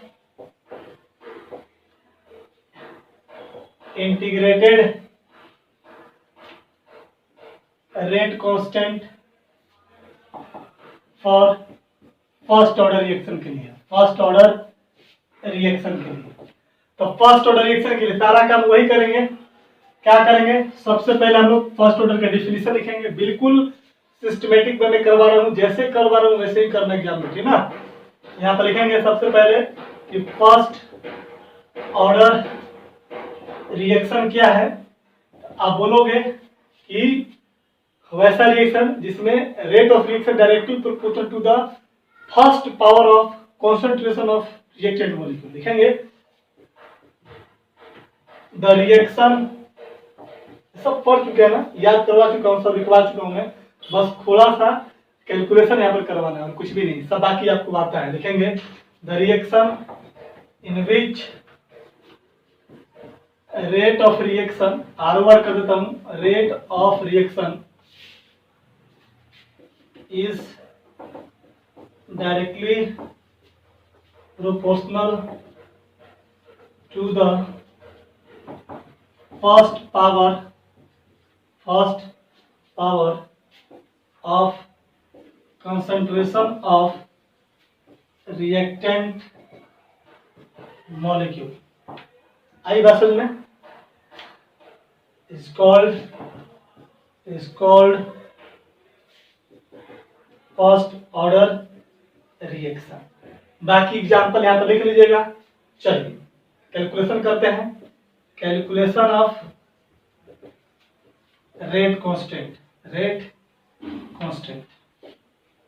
देख तो ए से कोई बनता है प्रोडक्ट, मान लिया लेट करके, आर बराबर तो लिख सकता है directly proportional to the A का पावर कितना बाबू, फर्स्ट लिख सकता है। इसको लिख सकते हैं यहाँ से आर बराबर के इंटू ए का कॉन्सेंट्रेशन, इसका पावर 1 करेंगे तो यही बराबर हो जाएगा। देखते हैं यहाँ पर जरा सा, इसको लिख सकता है आर बराबर के इंटू ए है, इसको बोल सकते हैं माइनस डी ए बटा कितना डी टी, ए का कॉन्सेंट्रेशन बराबर कितना बाबू, के इंटू कितना ए लिख सकते हैं। देख तो क्या करेंगे, dt को इधर लेकर के जा रहे हैं और a को इधर लेकर के आ रहे हैं। देखो हमेशा कंसंट्रेशन टर्म में है, दिमाग ध्यान देना। माइनस डी ए अब बटा में कितना, यहाँ पर a का कंसंट्रेशन और यहाँ पर हो जाएगा k इंटू कितना हो जाएगा dt। ये इधर माइनस है, इधर भी गुना में, इसको माइनस हटा करके यहाँ पर मल्टीप्लाई कर देते हैं। कोई दिक्कत नहीं है क्या, दिक्कत है नहीं ना। अब देखो तो अब हम लोग क्या करेंगे, इसको हम लोग ऐसे लिख सकते हैं, जरा देख तो 1 बटा ए का कॉन्सेंट्रेशन इंटू डी ए का कॉन्सेंट्रेशन बराबर माइनस के इंटू डी टी का कॉन्सेंट्रेशन, ऐसे कर सकते हैं क्या। अब क्या करेंगे, इंटीग्रेशन ले लेंगे दोनों तरफ। कैसे ले लेंगे, यहां से एक स्टेप और लिख दूं क्या, लिखो टेकिंग इंटीग्रेशन बोथ साइड जब करेगा तो कितना हो जाएगा 1 बाई ए और यहाँ पर डी इंटीग्रेशन ले लिया बराबर कितना, यहाँ पर माइनस के इंटू डी टी का इंटीग्रेशन ले लिया। यहाँ पर अब यहीं पर देखो लिमिट ले लेता हूं मैं, देखो तो dx सॉरी 1 बटा ए का इंटीग्रेशन dx के रिस्पेक्ट में कितना होगा, आपको पढ़े हैं हम लोग, फॉर्मूला पढ़े हैं ना, क्या फॉर्मूला जानते हो, इंटीग्रेशन डिफरेंशिएशन में आप लोग पढ़ाए होंगे सर आप लोग को, या पढ़िएगा आगे चल करके। तो यहाँ पर कहता है कि 1 बटा एक्स ds का जो होता है वो कितना होता है ln x होता है, पढ़े होंगे आप लोग, आई बात समझ में। तो ये चीजें हमारा फॉर्मूला होता है इंटीग्रेशन का, नहीं पढ़े तो सर बताएंगे आप लोगों को। तो 1 बटा डी का ए के रिस्पेक्ट में देखेंगे तो कितना हो जाएगा, अच्छा होगा वो जो भी करेंगे। और यहीं पर हम लोग क्या कर लेते हैं, हम लोग लिमिट ले लेते हैं। कितना लिमिट ले लेते हैं बताओ तो, यहाँ पर बोल देते हैं कि यहाँ पर ए नॉट लिमिट है और यहाँ पर क्या है 80 है, और ये टाइम t बराबर कितना 0 और ये टाइम t बराबर कितना है t है। इतना करने के बाद इसको हम ऐसे लिख सकते हैं 1 बटा ए गुना डी लिख सकते हैं, माइनस के इंटू डी टी लिख सकते हैं, कोई दिक्कत नहीं है। अब इसको इंटीग्रेशन लगेंगे 1 by x into D x के रिस्पेक्ट में जो इंटीग्रेशन करेंगे उसका वैल्यू आता है log x आता है ln x, ठीक ना। तो यहाँ पर इतना कर लिया, यहीं पर मैंने साथ साथ लिमिट भी ले लिया है ना। लिमिट का मतलब इनिशियल से कहां तक, फाइनल तक, ठीक है। चलो नोट करो यहाँ तक जल्दी से, आगे बढ़ाएं, हो गया, इधर से मिटाएं। चल देख इसकी आगे की कहानी।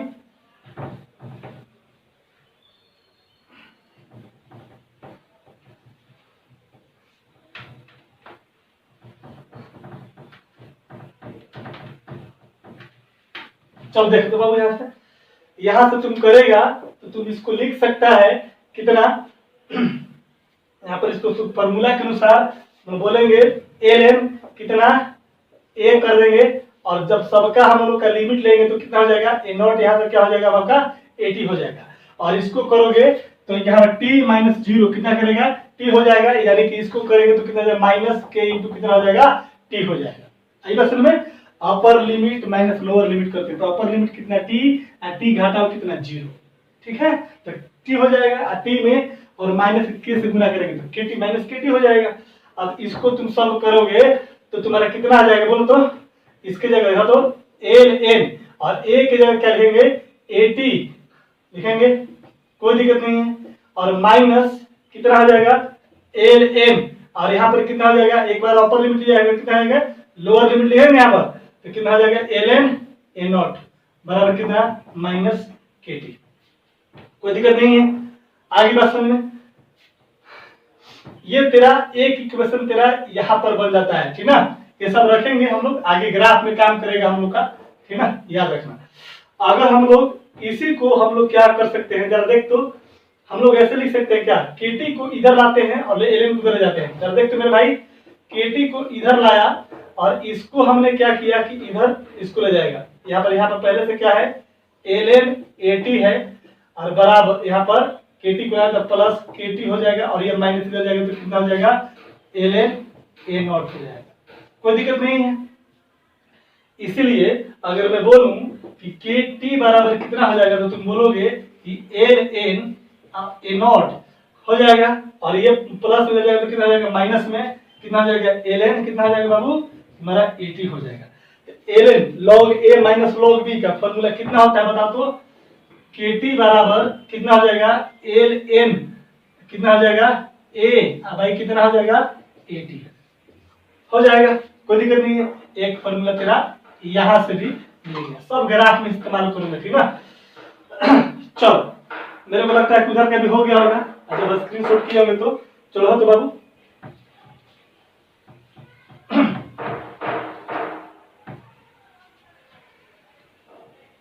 ये सब आपको ऑब्जेक्टिव क्वेश्चन में ऑप्शन डाल देगा कि फर्स्ट ऑर्डर केमिकल केमिकल, यहाँ से तुम के का वैल्यू तो निकाल सकता है, यहाँ से भी तुम के इंटू टी है, ये याद रखना के इंटू टी है ना, यहाँ से तुम के का वैल्यू निकालेंगे तो टी नीचे चल जाएगा तो L N naught by T हो जाएगा, है ना।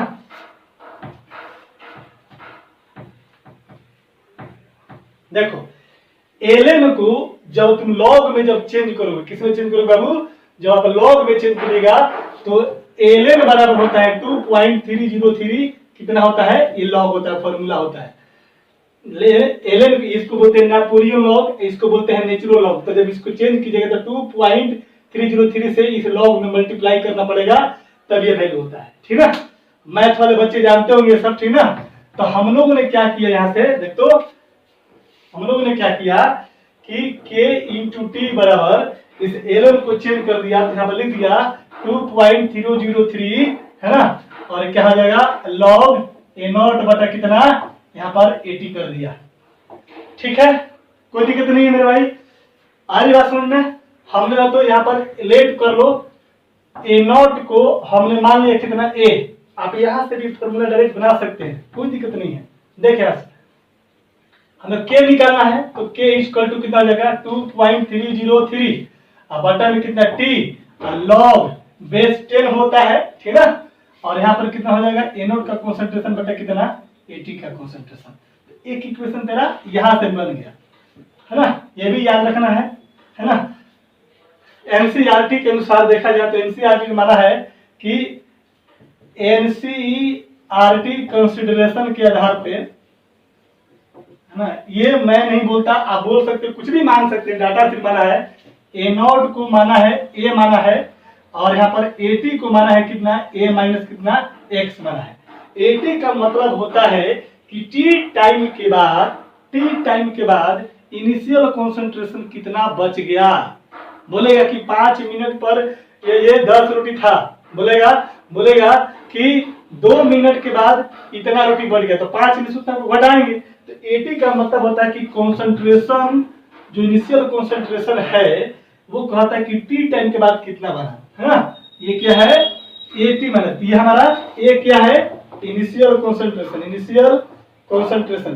बुक में भी क्वेश्चन में भी आपको यही तरह से पूछता है, ठीक ना।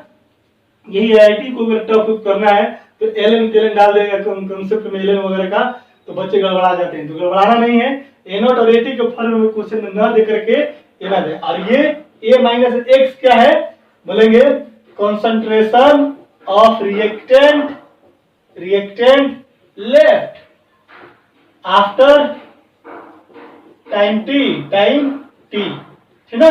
और तुम्हारा x क्या है यहाँ पर, x का मतलब कितना डिकम्पोज हुआ, x क्या था वो कितना खत्म हुआ। इनिशियल a था उसमें से कितना टी टाइम के बाद घट गया, तो ये घटा होगा, ये हो गया concentration decomposed after time T, या इन टाइम टी कर लो तो ज्यादा अच्छा रहेगा, इन टाइम टी, यानी कि टी टाइम में एक्स डिकम्पोज कर गया, कहां से, इनिशियल से। समझना इस बात को मेरे भाई, ए नॉट की जगह हमने ए लिख दिया कोई फर्क नहीं पड़ता है, initial concentration of reactant molecule.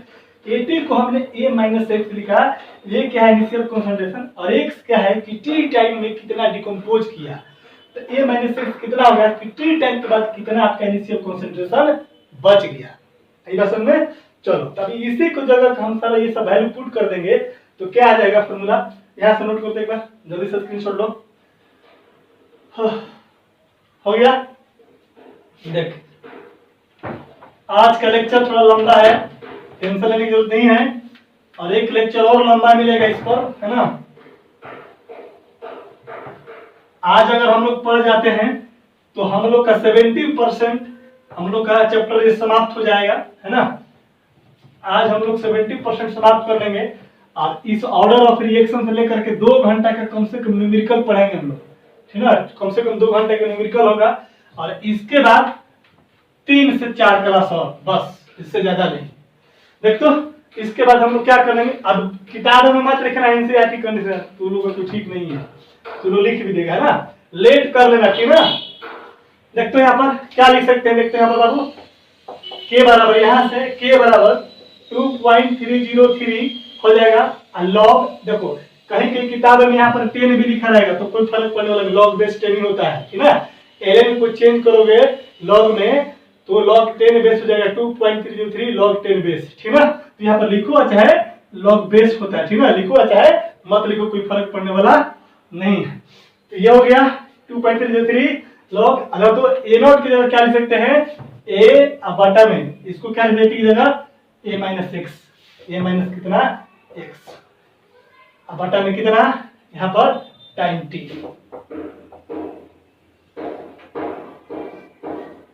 यही ज्यादातर पूछता है आपको, और इसी से क्वेश्चन बना रहे हैं आप, A not A minus X D लिख सकते हैं, ये बच्चों को समझाने के लिए कि टी टाइम के बाद कितना बचेगा। तो थोड़ा सा इसमें थोड़ा सा आ गया बात कि भाई इतना डिकम्पोज किया होगा इतना में से, तो इतना बचा होगा ए माइनस एक्स, ठीक है। चलो तो ये हो गया आपका फर्स्ट रिएक्शन, यहाँ पर लिख दो इक्वेशन फर्स्ट है कि equation first is the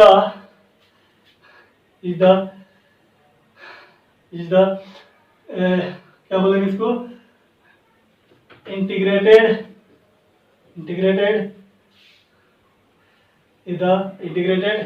rate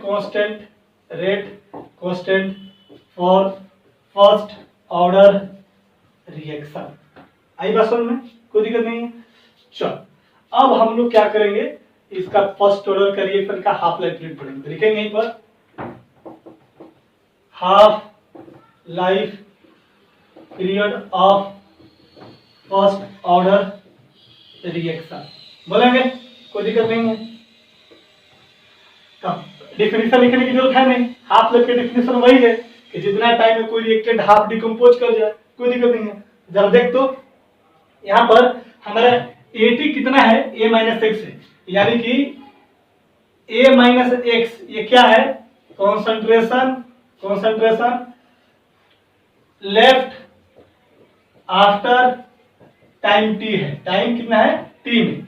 अगर टी हाफ बोलते हैं तो इसका ये कितना बचना चाहिए, हाफ बचना चाहिए, किसका हाफ, इनिशियल कंट्रोशन रखा, यानी कि आफ्टर टी हाफ हम बोल सकते हैं कि x का वैल्यू कितना हो जाएगा a/2, यानी किसी भी रिएक्टेंट का कंसंट्रेशन में से हाफ क्या कर दे, घट जाए, हाफ डिकम्पोज हो जाए, तो a माइनस एक्स का वैल्यू कितना हो जाएगा, a माइनस ए बाई कितना 2, आप करोगे तो कितना हो जाएगा a/2, यानी कि a माइनस एक्स की जगह कितना वैल्यू कर देंगे a/2। कब होगा, जब टाइम कितना लगेगा, t हाफ लगेगा। हो जाएगा, कोई दिक्कत नहीं है। इधर का मिटा देना, इधर में तो कोई दिक्कत नहीं है। चलो जल्दी करता देख,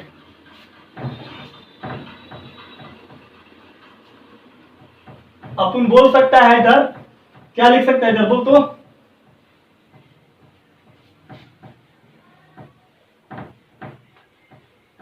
यहां पर अपन बोल सकता है कि इस इक्वेशन से k बराबर 2.303 बटा में कितना t है लॉग या तो a बटा कितना a माइनस एक्स। यहाँ पर बोल सकते हैं k बराबर ये 2.303 रहेगा और ये t क्या बन जाएगा, t हाफ बन जाएगा। ये t क्या बन जाएगा, t हाफ, और ये हो जाएगा तेरा लॉग, और a की जगह a और a माइनस एक्स का वैल्यू कितना a by 2, a minus x का वैल्यू कितना a बाई 2। इसको सॉल्व करेगा तो ये t ऊपर चला जाएगा, यानी बोल सकते हैं कि k इक्वल टू 2.303 बटा कितना t हाफ लॉग, ये टू चलेगा तो a बटा a इंटू कितना 2, ये से कितना आ जाएगा, हो जाएगा। मैं डायरेक्ट लिख दूं क्या, लॉग 2, कोई दिक्कत नहीं है। k बराबर 2.303 और लॉग 2 का वैल्यू होता है 0.030, और अपना देखना लॉग 2 का वैल्यू बटा में कितना टी हाफ। यहां से देखो टी हाफ इधर हो जाओ तो टी हाफ इधर चल जाएगा, और इतना को इतना से गुना करेगा तो 0.693 बटा में कितना आ जाएगा, रेट कांस्टेंट इधर नीचे आ जाएगा। It is the expression of first order reaction का हाफ लाइफ पीरियड है। हाफ लाइफ पीरियड किसके लिए, फॉर फर्स्ट ऑर्डर रिएक्शन के लिए। किसके लिए आगे बाबू, फॉर फर्स्ट ऑर्डर रिएक्शन के लिए। कोई दिक्कत नहीं ना, चलिए हो गया, कोई दिक्कत नहीं है, आगे बढ़े, नोट करो फटाफट।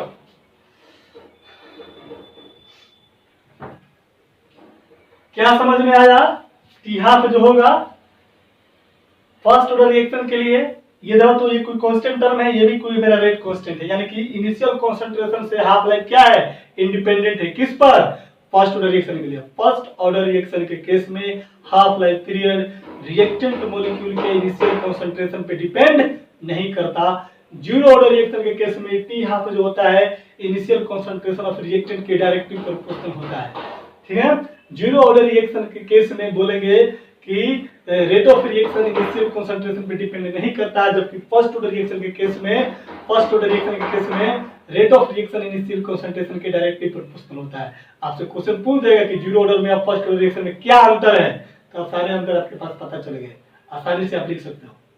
एक्सप्रेशन लिख दो, ग्राफ एक दो बना दो, एक दो एग्जांपल दे दो, दोनों का डेफिनेशन लिख दो, हो जाएगा। दोनों का टी हाफ का वैल्यू लिख दो, हो जाएगा। चलो आगे बढ़े, चलिए देखो बहुत ही इंपॉर्टेंट है मेरे भाई, वीबीआई है, इसको भी मान लेना। वीबीआई नहीं लिखे है क्या, नहीं लिखे है तो लिख देना वीबीआई, वेरी वेरी इंपॉर्टेंट। वैसे गैस क्वेश्चन में सब रहेगा, जब ब्रह्मास्त्र गैस पेपर दिया जाएगा तो उसमें सारा चीज रहेगा सब आपका, है ना, जो भी इंपॉर्टेंट होगा। तो हम लोग क्या जाना, हम लोगों ने देखा अंततः रिजल्ट देखा, क्या देखा बाबू, और फर्स्ट ऑर्डर रिएक्शन के लिए हमने देखा पहला पॉइंट के बराबर कितना 2.303 बटा कितना टी लॉग ए बटा कितना ए माइनस एक्स। दूसरा देखा टी हाफ का जो वैल्यू देखा वो कितना देखा मैंने, अरे बाप रे, क्या 0.693 बटा कितना के। तीसरा हम लोग बोल सकते हैं कि T half is independent from initial concentration of reactant molecule बोल सकते हैं। चौथा बोल सकते हैं rate of reaction is directly proportional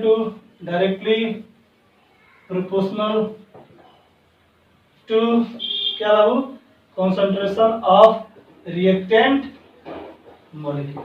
तो ये सारी बातें इसको खुपचे में डाल लो, है ना, ऑब्जेक्टिव के लिए इंपॉर्टेंट बन जाएगा, ठीक है, कोई दिक्कत नहीं।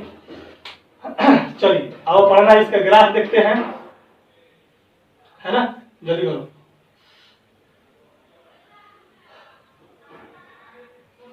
छोड़ दीजिए, ग्राफ पढ़ेंगे नेक्स्ट क्लास में, ठीक है ना। कंप्लीट ही हो गया है, 10 मिनट टाइम और लगेगा। तो आज की कहानी यहीं तक, और पिछले क्लास में मतलब कि नेक्स्ट जो क्लास होगा उसमें हम लोग इसका देखेंगे ग्राफ, ठीक है।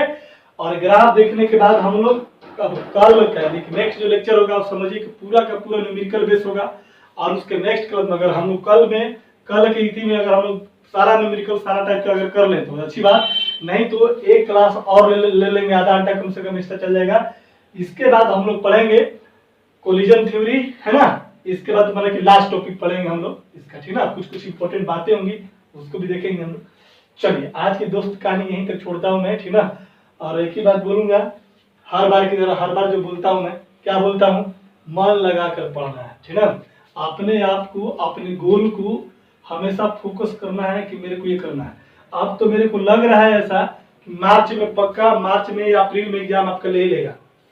मुझे ऐसा लग रहा था एकेडमिक सेशन चेंज करने वाला है, लेकिन उम्मीद कम है कि अब चेंज करेगा, है ना। इसलिए थोड़ा सा पढ़ाई के प्रति सीरियस हो जा मेरे भाई लोग, ठीक है ना। क्योंकि अभी सब मैट्रिक जो बच्चे पास किए हैं सबका एडमिशन प्रोसेस वगैरह चालू कर दिया। इंटरमीडिएट का फॉर्म भी भरने के लिए शायद सुनने में आ रहा है, ऐसा न्यूज वगैरह, है ना। तो इसका मतलब है कि एग्जाम ये लेगा बिहार बोर्ड, है ना, छोड़ने वाला नहीं है ना। सीबीएसई तो अपने टाइम पर लेगा, उसके लिए तो कोई बात ही नहीं है। बिहार बोर्ड वाला में 1 महीना 1.5 महीना लेट लतीफा हो सकता है, क्योंकि लेट वगैरह ऐसा कर सकता है। यह भी हो सकता है कि सितंबर में आपकी कोचिंग में भी खुल जाए, में भी, क्योंकि अभी सेंट्रल गवर्नमेंट में ऐसा सुनने में आ रहा है कि 1 सितंबर से जो है हायर क्लासेस जो है, जैसे कि आपका 10th और 11th 12th यानी कि 11th और हायर सेकेंडरी के बच्चों को पढ़ाने की कोशिश की जाएगी स्कूलों में और कोचिंग संस्थानों में, ऐसा सुनने में मेरे को आ रहा है।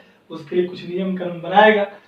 तो मेरे कहने का मतलब यही है ओवरऑल कि आपका एग्जाम लगभग टाइम पर ही होने वाला है। हो सकता है कि इस बार सेंटर टेस्ट न ले, हो सकता है कि प्रैक्टिकल वगैरह न ले, वाइवा न ले, लेकिन बोर्ड का एग्जाम फाइनली आपको लेगा।